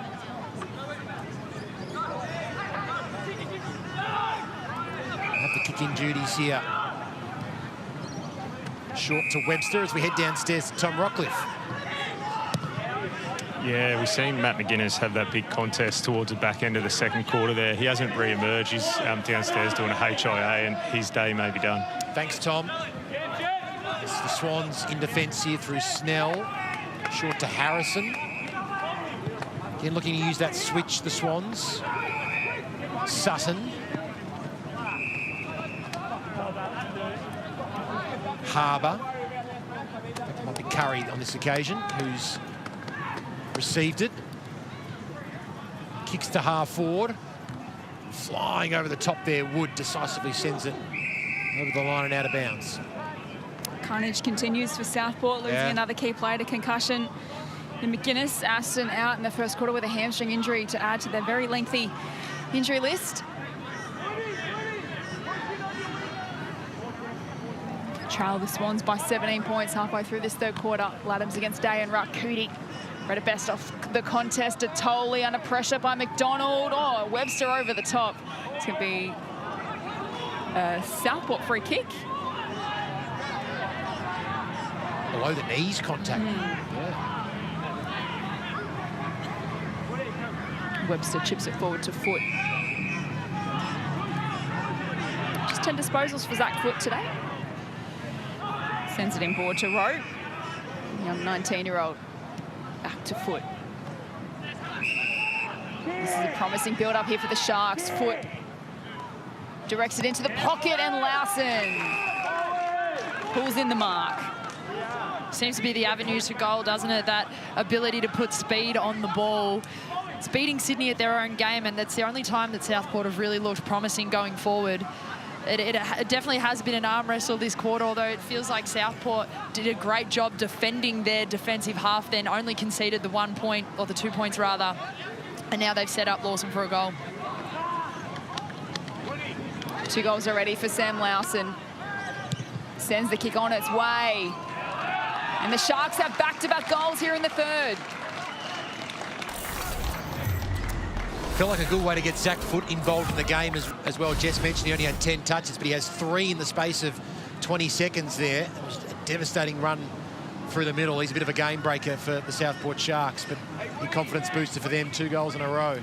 Absolutely, and Zach Foote, he's got that that foot speed for, you know, to put it on the nose there, and you want to unlock players in their strengths like that. I think Swans had stifled the game that the Southport Sharks want to play, and we've had Lawson pop up, we've had Foote pop up in this quarter, so allowing those players to bring their strengths not only gives them a lot of confidence, but it ignites their teammates as well. Elephant in the room is you can't miss Sam Lowson out in the footy field running with a haircut like that, but he's walking the walk today. He's got 3 goals and he's got his side back within 11 points. Laddams got around Lowson, then dropped the football. Oh, he was taken out illegally by Day, so reprieve for Laddams. Handballs it off to Harrison, who was heavily met after he kicked the ball by Rowson. It's going to be a downfield free kick. Bit of ill discipline there from Bailey Rowson, the 19-year-old. And it leads to a set shot opportunity for Clifton. Just as Southport got within 11 points, you admire the intent. You can see what he was trying to do. Perhaps just let that one go inside 50 there. 198 centimetres, 18 years of age. On State League debut, Oscar Clifton drills it. And his Swans teammates get to him. The debutant is on the board in the VFL. How's the roar from his teammates? That's what you want to hear. You almost think it's a Southport, sorry, it's a Swans home game with the applause that he got then. But yeah, that really hurts from Southport. This is probably going to be an easy an inside 50 here that would have been easily defended, just kicking it inside 50 to that sweet spot and relying on someone to take a pack mark, but allowing someone to set up 35 in front. Obviously, great for Oscar Clifton to have his first crack at goal, but disappointing for the Southport Sharks.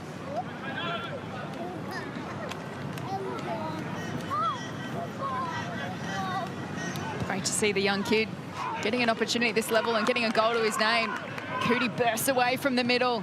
The Swans surge forward. McDonald chops it off and brings it to ground. Burton and Filippo close to the line. Burton with his experience hands it off to McDonald. Over the top into the path of Rowe. Is that a free kick? It is. Will the advantage be paid? It will be as Cootie sends it out of bounds on the full. A little let off there for the Sharks. Great tackle from Peters. He's such an important player for this Swans outfit.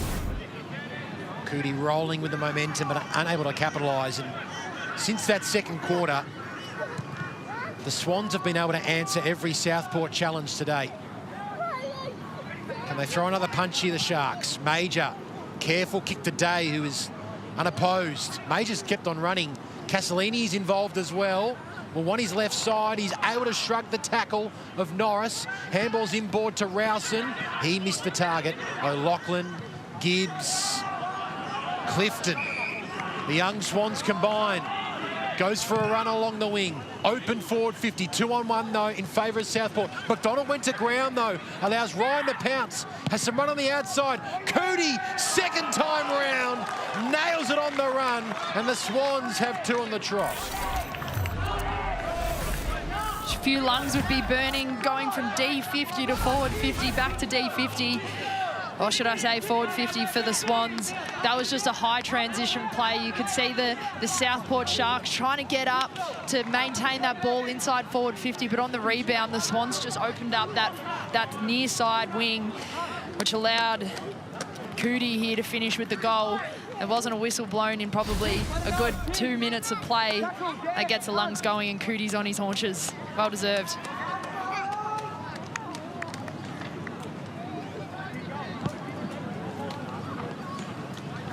They keep responding, Sydney. Every time Southport mount a challenge in this contest, the Swans just steady the ship back out to a 23-point advantage.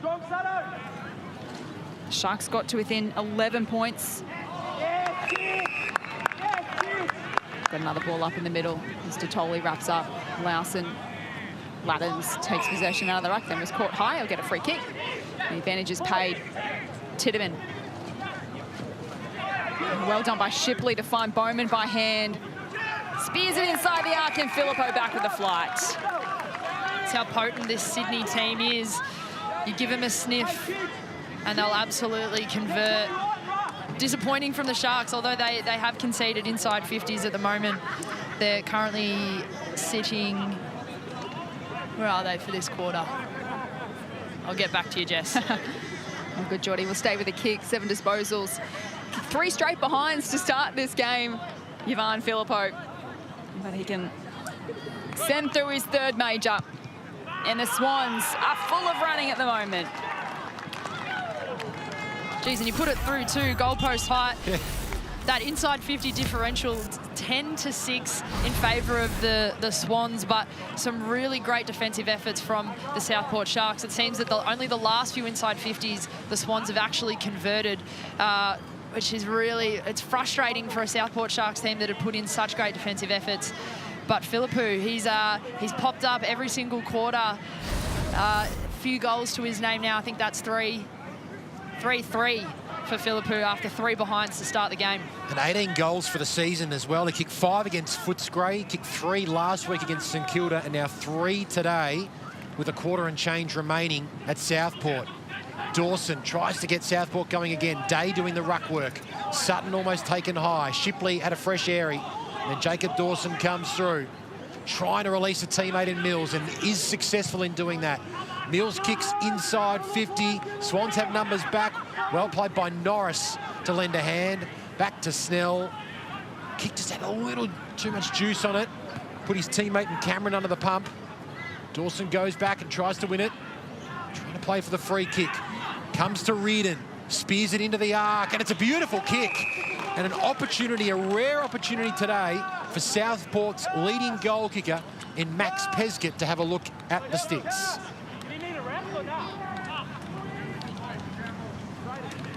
Their main target inside 50 this season. He's kicked 16 goals from his 9 games. Must kick major here. Starts it right, and it doesn't swing back enough, and a let-off for the Swans. Waited a little bit too much for the breeze to do the work there. At 30 metres out, you'd think that you'd just be able to put it through. I wonder whether Southport here, every single time they've gone in, except for this, that mark taken by Pescud, they've brought it to ground, but as we know, Matty Primer spoke about having more tolls just because of the state of their injury list. They probably don't have the calibre of smalls at the feet of the tolls to mop up and to snap those goals. Most of their goals have come from free kicks or marks. A little fumble from O'Loughlin. The build-up was nice. He has time to recover. Send the Swans inside the arc, off hands. Rower's lurking. High up and under kick to the outer side. Sitting underneath it was Cameron. It was knocked away from him. Swans have representation. Curry, although that hand pass was smothered by Dawson. The handball out back to Rowe. Major, a little fumble. Filippo's lurking and tackles him over the line. So 3 goals to Jesse Totoli in the first half. Filippo also has 3. It's a couple of the young prospects getting it done on the score sheet. Tom Ryan also has 2 goals for the Swans. And Lawson, the top scorer for Southport, with 3.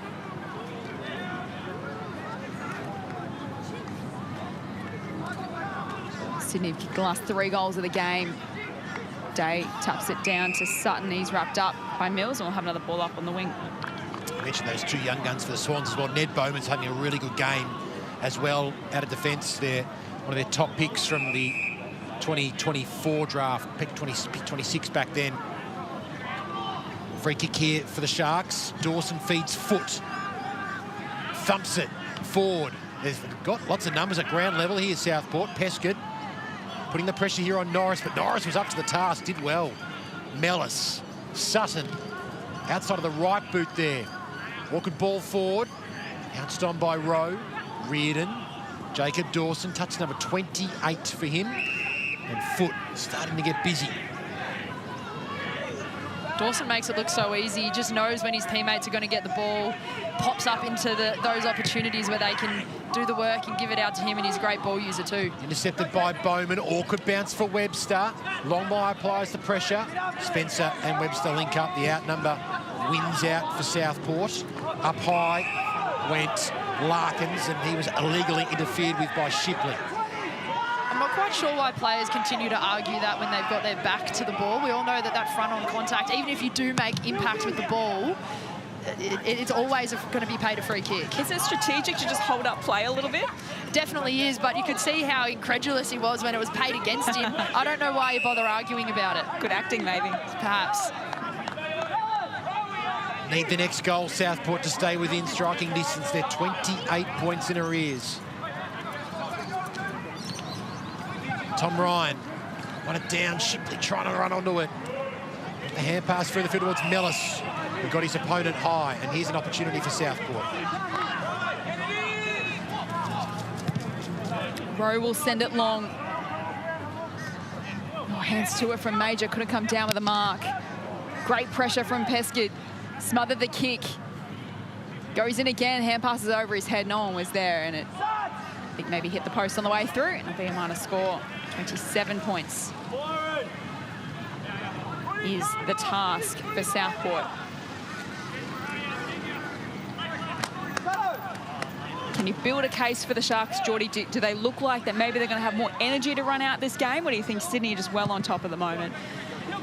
I have a feeling Sydney are just well on top. They seem, no matter how much Southport seem to be organised around the contest, every single time, it just seems to be that Sydney have an answer every single time that Southport mount an offence. Trying to generate their handball game at the moment. Harrison can't keep it alive, though. We're going to have it thrown back in. Sydney by 8 at quarter time, 24 at half time. Sharks did get within 11 points halfway through this third quarter, but Sydney have responded with 3 goals in a row.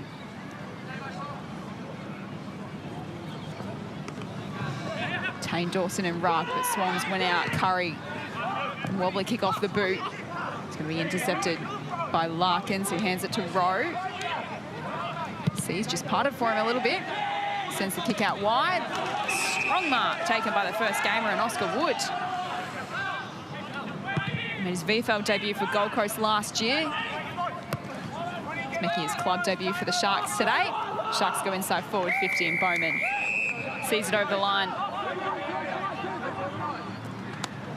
Working hard, Ned Bowman. 19 disposals for him, being prominent. Well up on his season average of 18. And to watch the number 23 for the Red and White. Day won it down. Lowson tries to lock it inside. Shipley got a right boot to it. Paddled out by Castellini. Dawson centres the ball. Nice gather from Wood. Missed his teammate initially, but Sullivan has time to turn, assess, and kick, and miss. 27-point lead. The Swans holding it just at the moment. This defence, Geordie's just holding off a little Southport surge. Just a little bit. The smother from Pescud. Now Jacob Dawson. He delivers the goal when his team needed it most. A couple for the star of this competition. Fantastic work there by Jacob Dawson. 30 disposals, 7 score involvements now, and 2 goals to his name. But you mentioned, Ben, I feel like that's off the back of that forward pressure. We saw Lawson giving it a good crack in there. Pescud, this work on the mark here to just get a fingertip on it so Foot could dish it off at ground level to a running Dawson. That's the stuff that keeps the players in the game, regardless of the deficit. That's probably why it feels like this is a closer game than maybe what the scoreboard reflects. Another fine performance from the 5-time VFL Team of the Year member, 3-time Best and Fairest winner and JJ Liston winner of last year, Jacob Dawson. 30 disposals and a couple of goals. Keeps his side in this contest in the shadows of three-quarter time. Can it be the inspiration they need? Foot back to Wood, but he's tackled immediately. And the umpire's lurking, but eventually crosses his arms and will get a ball up in the middle.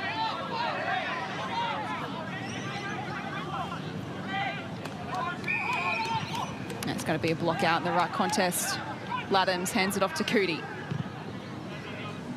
Bangs it long for the Swans. A search and kick to half forward. Bounces in front of Spencer and wobbles out of bounds. Caden Harbour not happy. He couldn't keep it alive. Playing his 4th game for Sydney this afternoon. Max Spencer also playing his 100th VFL game. Plenty of state league experience. Debuted in the knee full back when he was 16 years of age. Ladders took it but couldn't handball cleanly. Burton, been important since he's been moved back behind the ball. Met first here by Norris, who's escorted over the line by Pescott, who has lifted his output in this 3rd quarter. And that's what it's going to take. It's going to take those Southport forwards to get up, apply pressure to present, and then work really hard back. It's often an unforgiving role, that high half-forward role, but Pescott has played it well so far this quarter. Foot has also upped the ante a bit this quarter as well. 17 disposals for the game, 8 of them coming in this 3rd term, including 3 inside 50s. Wood, tackled there by Shipley. Ball dragged back in. Carefully hovering as we head towards the 30-minute mark here. Super Saturday continuing with Melbourne and Essendon live and exclusive on Fox Footy straight after VFL action. Going back with the flight of the ball was Gadsby. That ball hung in the air for a long time. Castellini. 1 goal for him today. We'll just have to kick in hope. The big Sharks need to fly. Major at the back. Punched away from Pescott in the end, but he finds the boundary line. Not a bad spot for the Sharks to be in. They trail by 21 points, but they've had the momentum of the game the past 5 to 10 minutes. Not a late goal here for the Sharks would make things very interesting heading into the final break. See if they can manufacture Wood. Punches it. Detoli caught. No free kick. Any numbers around the footy. Shipley trying to extract it. Burton. Foot. Is this his time to make an impact? He skies it towards the teeth of goal. Sharks with the numbers. Snell with a fist. Ball into the pocket. Harrison. To Titterman. Bumped as he kicked it. It stays alive for Southport. Butler hands it off. Webster has floated forward, but he misses. On the 3/4 time siren. That would have been a big moment indeed. But at 3/4 time, it is just a 20-point margin here at Fankhauser Reserve. Can the Southport Sharks hit back in the last, or will Sydney continue the run and make it 6 wins for their season? A massive final quarter to come at Fankhauser Reserve. Stay with us. We've got the last quarter coming up after the break.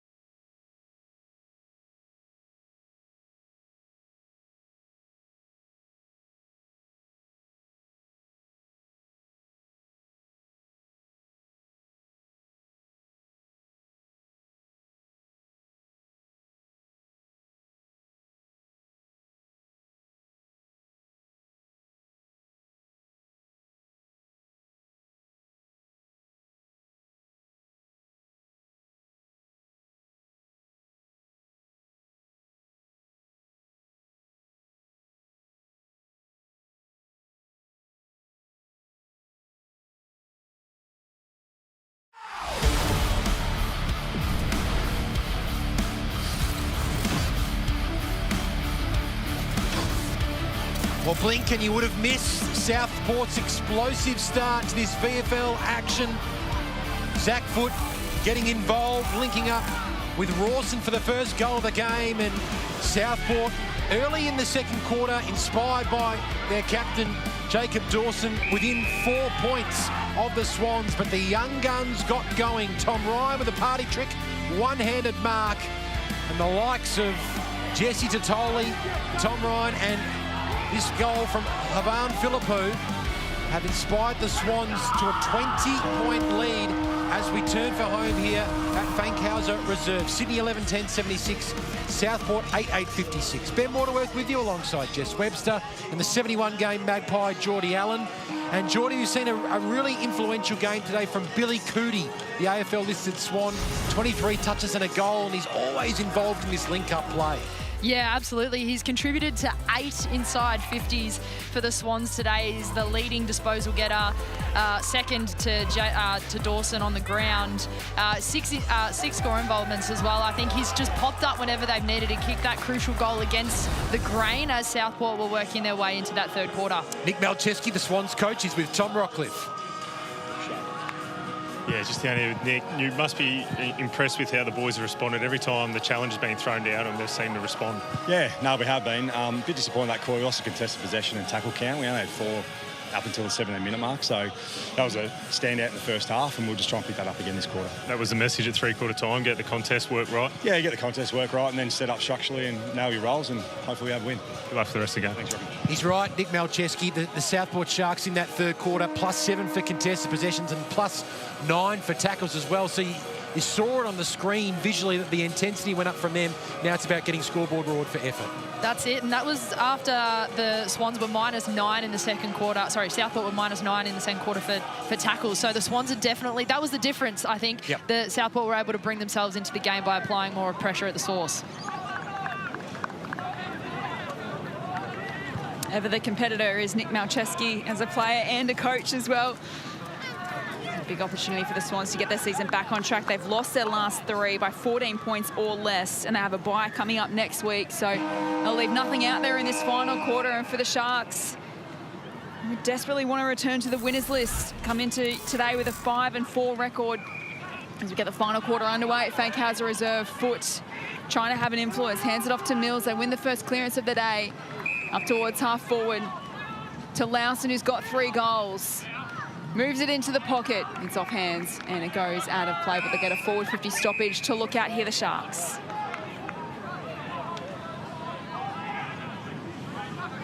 Alex Norris, 17-year-old in his league debut in the Swans Academy. And the Bulldogs in the AFL Sydney competition. That's the job on Peskett at the moment. Ball back into play, Laddams with a tap. Here is Peskett. Got some separation. High up and under kick towards the pocket. Snell doing the work in the contest.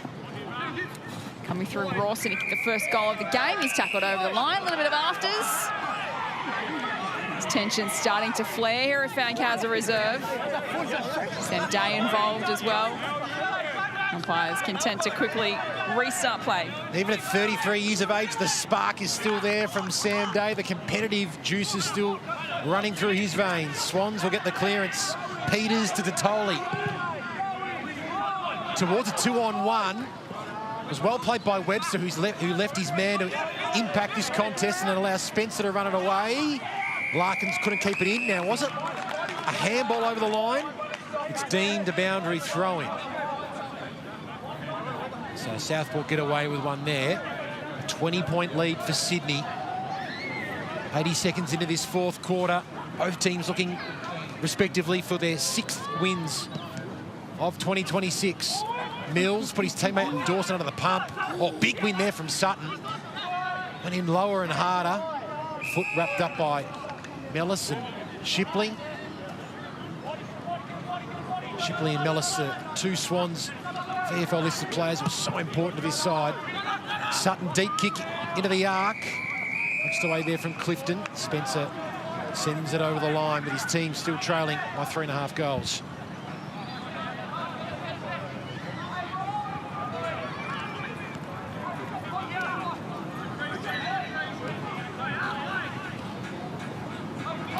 Clifton up against Tane Dawson and ruck. It spills to Dawson. His kick was partially smothered. Spencer scraps a kick out of congestion. It's going to work out. It's Rawson taking grab under pressure. Southport look to generate something off half back. Down the line, Laddams. Quite get there. Pesky got a handball away to Lawson. The boundary line beats all.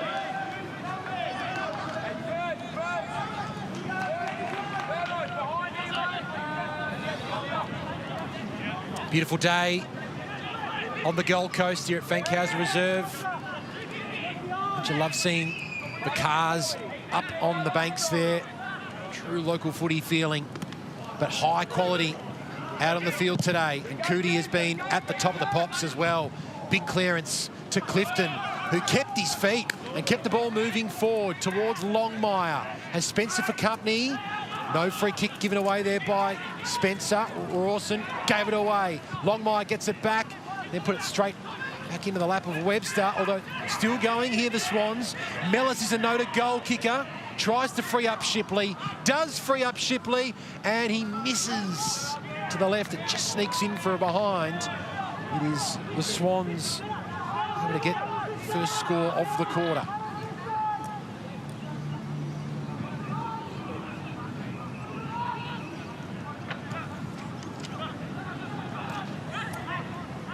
Burton to bring the ball back in for the Sharks. Called to play on and kick short.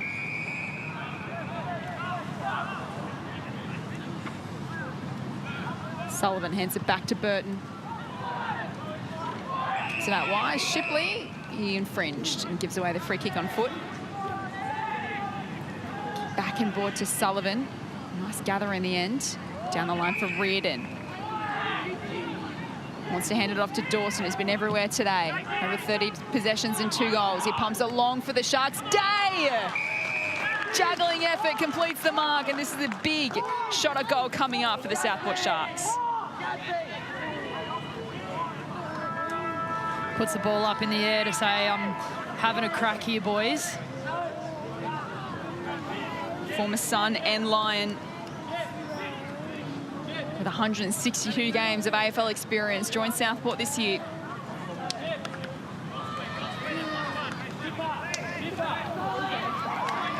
With all the experience under his belt, he sends it through, and the Sharks stay alive. Crucial goal for the Sharks there. It felt like after the quarter-time address from Malcheski, you could see that the Swans were coming with their tackle pressure.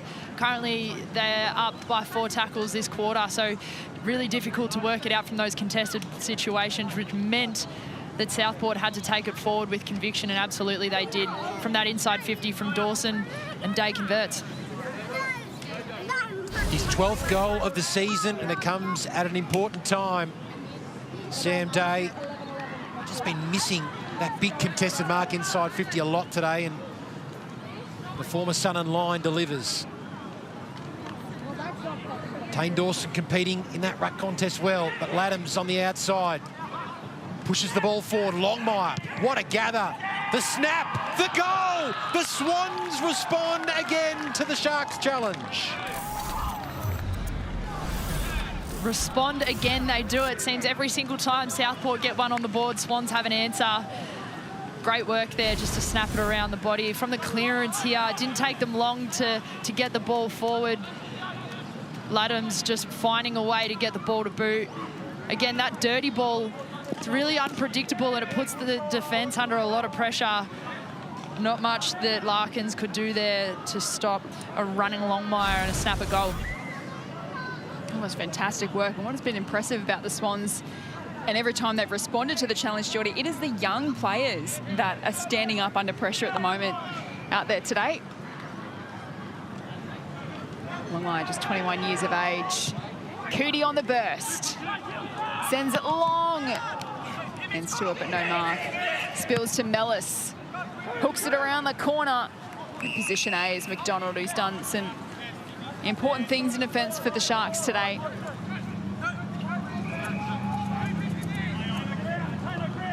Facing a 21-point deficit.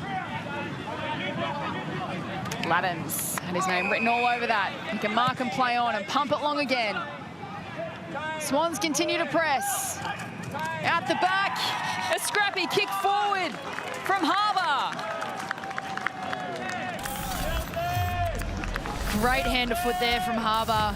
Love the call from Laddams to play on and just pump the ball long, capitalising on perhaps Southport being on the back foot here. They've rebounded. You could see a bit of disorganisation there. Players back to goal.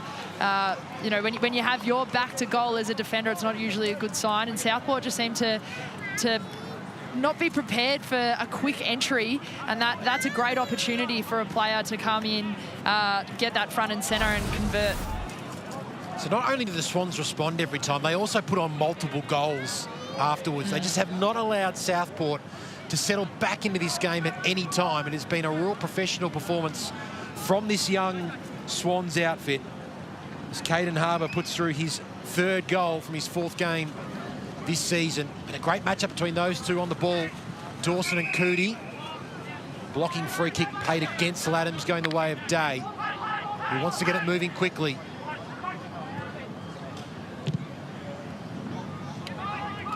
Behind there was Wood.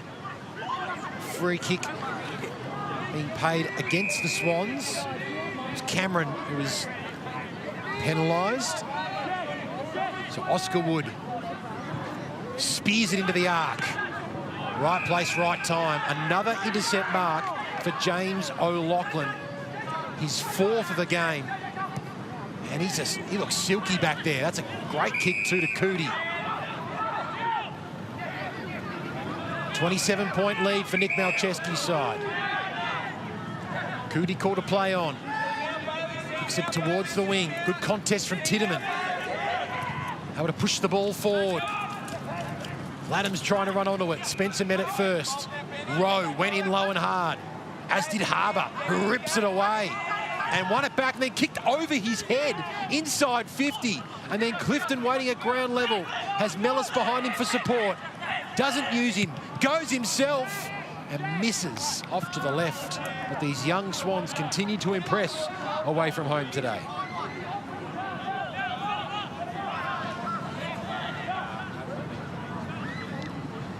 It's a big challenge now for Southport. Sydney by 20 at 3/4 time. They kick the first goal of the final quarter. And they're struggling to exit defence at the moment. The Sharks, McDonald's caught. Free kick for holding the ball. And the young 18-year-old Oscar Clifton on debut can have a look at his 2nd goal. Swans just not taking their foot off the gas. That ability to apply pressure as a forward is absolutely crucial, and it's a thing that definitely wins you brownie points from your teammates. So Clifton here with a crack at goal after a brilliant tackle and earning the free kick. Spent a bit of time playing as a ruck through his academy career and under-18 nationals as well. Oscar Clifton, 198 centimetres at 18 years of age, making his league debut today. Already got a goal to his name in the 3rd quarter. This to make it 2. Push the margin beyond 30 points. It has been young talent time today for the Sydney Swans. In comes Clifton, and he drills it home for his 2nd.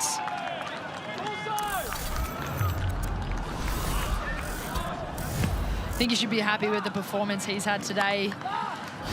Down in the forward line, we saw just a moment ago, he did a little bit of a shake and bake and a snap for a goal. Didn't quite convert, but to follow up that mentality and that endeavour to win the ball back when the ball's inside your forward 50 doesn't just happen. I think the stereotype that key forwards just sit in the square, the old-fashioned key forward, it's not the way the game's played anymore. You really have to earn your goals, and that's one avenue to goal for the youngster.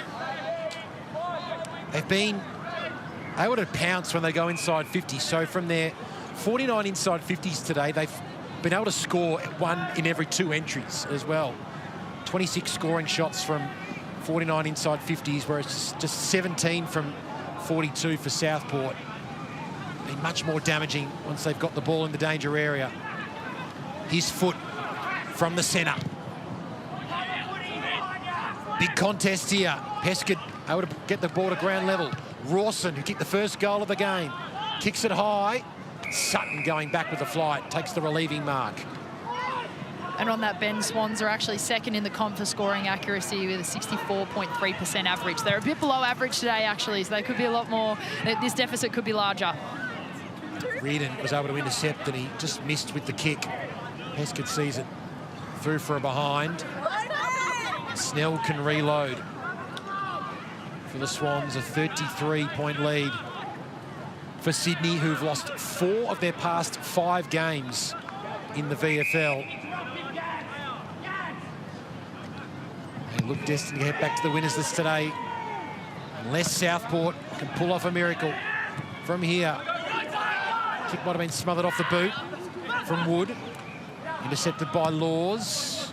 Gadsby came through and got hands to the ball first, and should be happy to wrap it up for a ball up.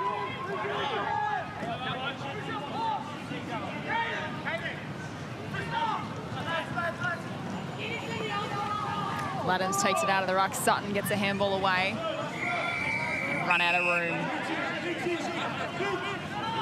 And they'll be happy, Geordie, the Swans, just an even spread of contributors as well. 8 individual goal scorers. 4 of those multiple goal scorers as well. Got multiple people in the 20s for disposals. Cootie, Shipley, Laddams, O'Loughlin, who Ben is clearly a huge fan of. Yes. Yep.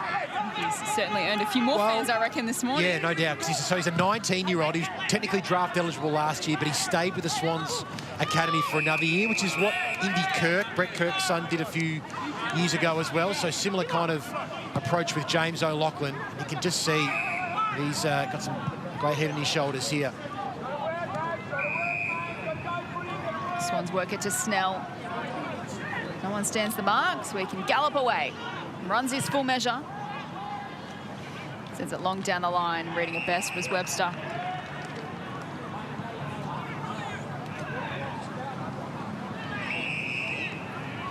McDonald. Inboard to Mills.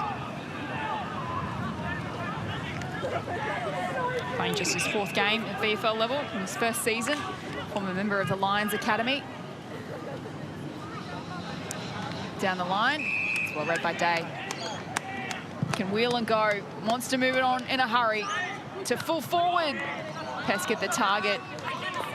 Mark wasn't paid, and now that's going to be holding the ball against Laws.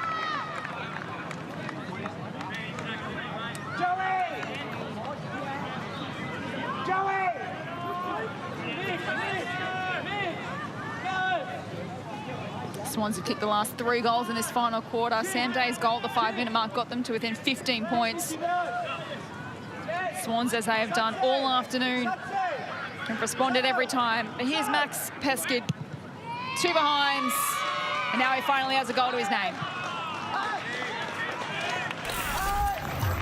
And you mentioned in the 3rd quarter, Geordie, Max Pescott's forward 50 pressure, and that was another example on display there. He can be a handful inside that arc. Absolutely, and he's got 10 contested possessions, so you know that if you kick it towards him, he's going to make an effort to win the ball and either convert himself or put it to a player in a better position. An absolute workhorse, no doubt someone that his teammates absolutely value. Great craft there on the tackle. So 17 goals this season for Max Pescott, who's playing his 63rd game with Southport since joining them in 2022.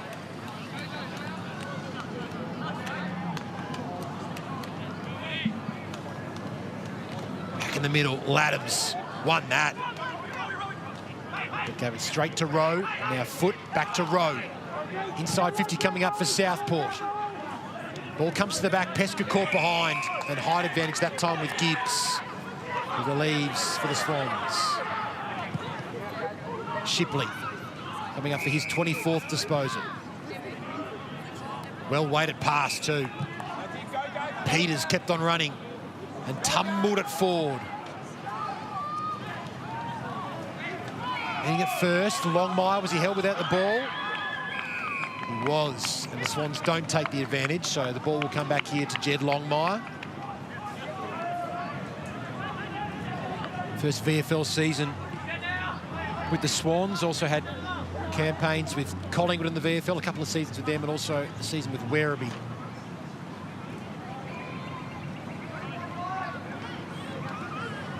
Already got 1 goal so far today.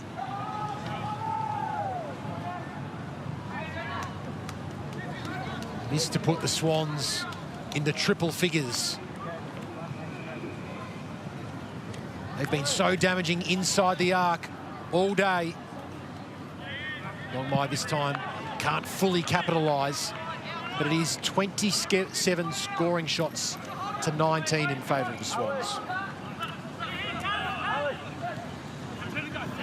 Burton to Foot from the kick in.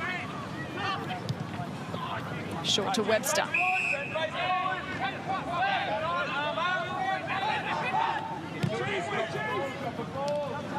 Send a long down the line of a 2-on-2 out to meet it. Peskett, the last goal kicker.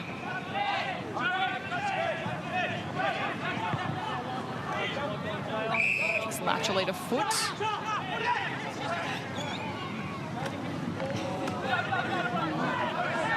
Unsure where to go initially. Goes backwards to Spencer.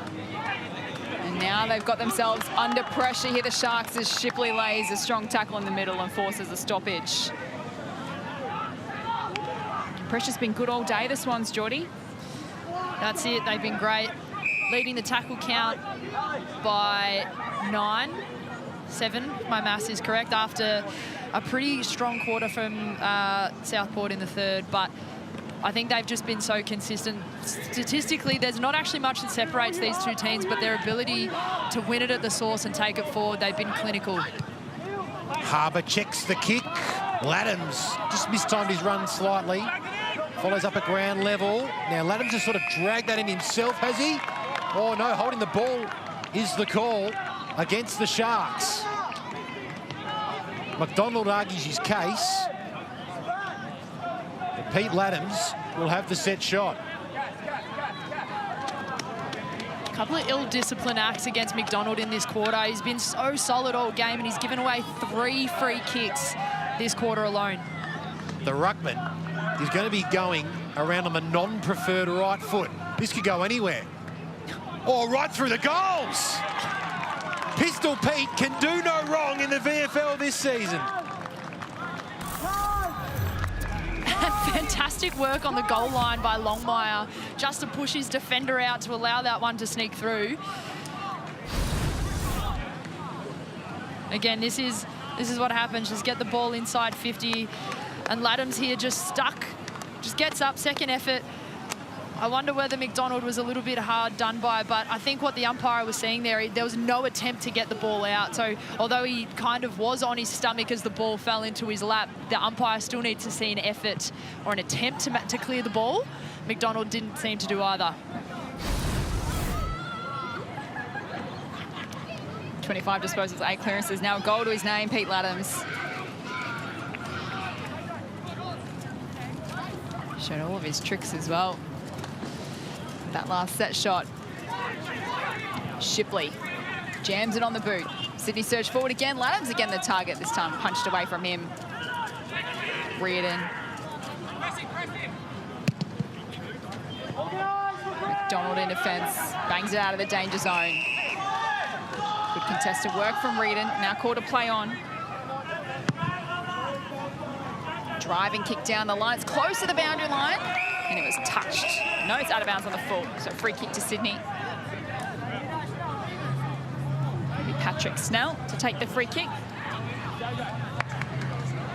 Member of the Allies Under-18 Championship winning side from 2023. First time the Allies ever won the National Under-18 Championships. Former member of the Lions Academy. Hits it inboard to Bowman.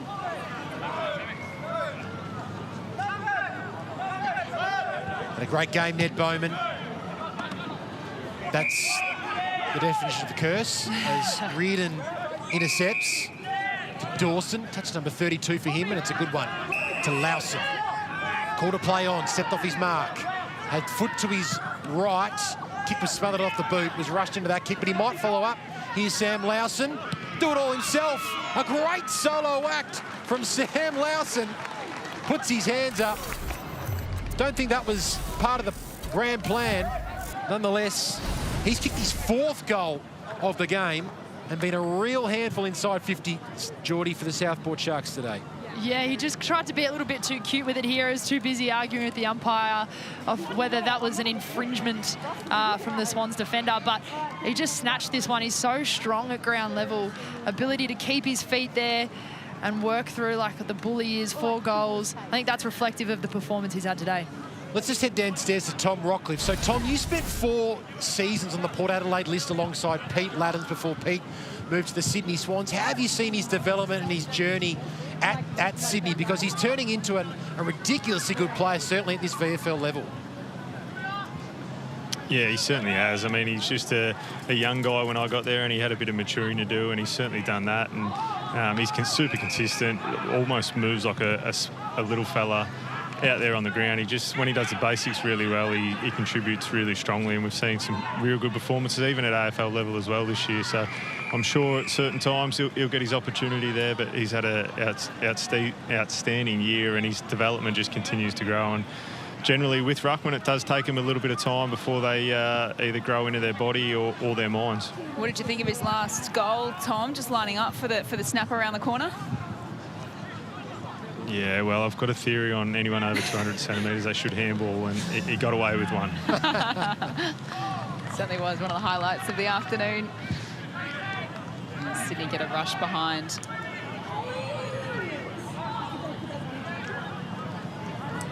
It's been a fine performance from Sydney. They'll get back onto the winners list. As you mentioned, Ben, they've lost 3 out of their last 4 games of the season by 14 points or less. So they've been in a number of close contests, but they'll get the chocolates today as they head into a bye, and then they face Sandringham, Gold Coast, Williamstown and Brisbane the next 4 after the bye.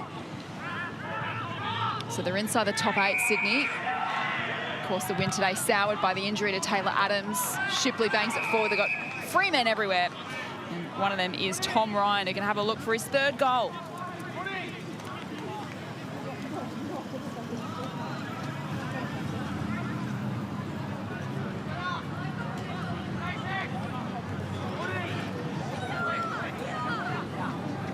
Originally from Port Macquarie by the Swans Academy. 14 goals, 5 he's kicked so far this season. 1 in the first quarter, 1 in the second. For the cherry on top. And he's got it. 3 goals to Tom Ryan. Tom Ryan will be pretty happy with that as a key forward. 8 disposals, 3 goals, and 5 of those are coming from contested possession. So he's really earning those goals, those shots at goals that he's generating. Again, a feature of this Swans forward line that we've spoken at length about is their work rate, their ability to earn the goals. Obviously, they've had some pretty great deliveries, but a lot of the time it's coming from second efforts, that ability to lay a tackle and win the ball back. So the Swans hit triple figures for the 4th time this season, 4th time in 11 games. They've gone past 100. Tom Ryan continuing his excellent recent form. Mills out of the middle, tackled by Shipley and dropped the ball. Good pressure from Shipley, coming up for his 29th disposal. So 8 clearances for him today. Had a real good team, the Swans, on the footy today, on the ball. As Dawson sort of played a bit of a lone hand for the Sharks. Handball's off to Harrison. Inside 50, going back with the flight of the ball. Sutton again bobs up and adds to his highlight reel. I don't want to put the commentator's curse on him, Benny. Here we go. He's played 3 VFL games this season. He's scored a goal in every single one of them. Yeah. It's an opportunity to keep the trend going in the last couple of minutes. Deserves it. He does. He's done good work at both ends of the field today, so this will be his 17th touch. Taken 4 intercept marks, had 4 clearances. So he's done it in the back line, in the middle. Now what can he do in the forward 50? Jake Sutton. Had a Sunbury, and then through the Bulldogs in the AFL Sydney competition. He delivers, keeps the trend going. And that Swans lead has ballooned out now to 41 points. Spot on, Ben. Sutton has been consistent all day. His ability to just pop up. Here he just floats in front and takes a good mark. Actually floating backwards, I should say. Converts with the wind here. You can see the body language of the Southport defenders as the inside 50 differential is blown out to 13 in favour of Sydney. They feel like they're under siege and they're just wanting a little bit of a reprieve from maybe the pressure that they're under this quarter.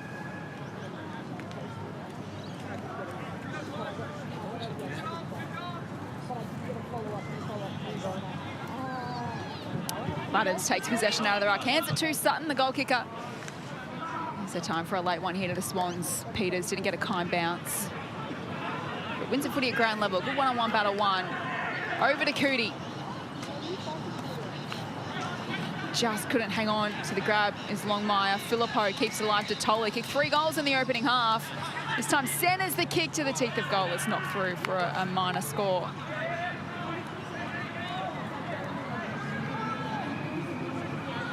Southport will take on Geelong next week. Williamstown, then Werribee before their bye in round 16. They have a mounting injury list to contend with as well. Longmire. Shipley under pressure immediately by Gadsby. We've got a ball up on the wing. I suppose the positive looking forward for the Southport is this is the first of 3 straight home games at Fankhauser Reserve. They are coming up against the hottest team in the competition next week, Geelong, on top of the VFL ladder at the moment. Great trap from Filippo. Wheels and spears it delightfully. Inside 50. Mark taken by Longmire. Been so damaging across half forward. The Swans today.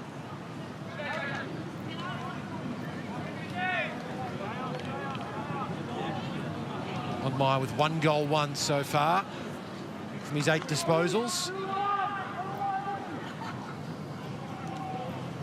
Will have about 50 metres to cover, but they've been kicking them pretty well in this final quarter, Sydney. Keeps it low, it swings, oh, Ryan with an almighty fly in the square. The kick almost didn't have enough height on it for him to get up and grab it cleanly. It's rushed through for a minor as we tick past 30 minutes in the final term. Webster pokes it short to Foot and go inboard to Burton. Sydney by 8 at quarter time, 24 at half time. 20 points at 3/4 time, and the Sharks got within 15 points with the first goal of the final quarter to Sam Day, but since then they have steadied and really finished this match full of running. Foot trying to get away. Hands it off to Reardon, a late push forward here from Southport, and Day marks in the pocket.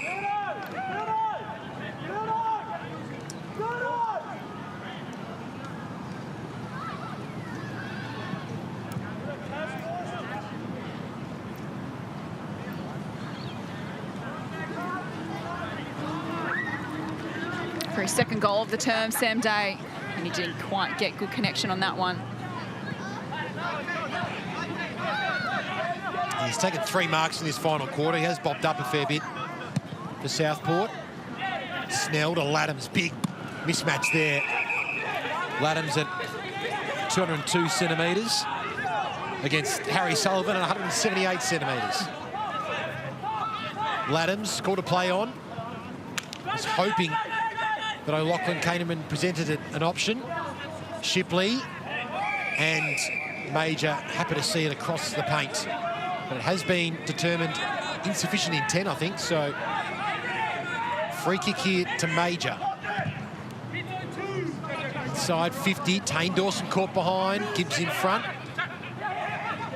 Lowson trying to win a hard ball. Beautiful pick up from Lowson. Gets his hands free. He's got Gadsby on the outside. Centering kick is to the advantage of his teammate, Sullivan. Picked up by Rawson, who kicked the first goal of the game. And he might have kicked the last goal of the game as we tick towards full time. A second major here for Bailey Rawson. Well done. Good reward for effort there. We could see Southport, the only opportunities that they get to really retain it inside forward 50 is when they unlock the strengths of the players that they've got. We saw Zach Foot run down the far side wing and use the evasive skills of Reardon as well. It just seems to be that they're lacking in players who are really exposing the Sydney defence and the Swans as a whole. But, you know, great to convert there by Rawson. Kicks the first, kicks the last. Maybe. 10 goals combined in this final quarter, these two sides. 33 minutes of game time. Free kick out of Building the middle. anticipation just before Melbourne and Essendon. I'm going to take you there. Shortly after the final siren here at Fankhauser Reserve. Is there time for one late one here to the Swans? They go inside the arc, gets out the back. Ryan's kicked 3. And he hits it into the behind post. Can't add to his tally. Keeps his accuracy still pretty high. It's been a few times the ball's ricocheted back inside 50. I have a belief that if the ball ricochets back into play, the ball should play on. I want to see that rule come in. I fully agree with that. An impressive victory to the Sydney Swans here at Fankhauser Reserve. They're back onto the winners list in style. They take down the Southport Sharks by 36 points. For now, let's take you to the MCG and hand over to Kelly Underwood. Thank you very much, Jess Webster. Well, here we are at the MCG, 3 days after his state funeral. Neil Danaher's 2 beloved AFL teams come together, Melbourne and Essendon. It is next level serendipity. It's like he has written the script. Good afternoon and welcome to Super Saturday Live on Fox, brought to you by the all-new Toyota RAV4. And it's a very good afternoon to a former Demon, 4-time premiership player, of course, with Hawthorn, Jordan Lewis. Geordie, it's been another emotion-charged week for these Melbourne players. A lot of them at the funeral only a few days ago, and they're back at the venue where they remain undefeated this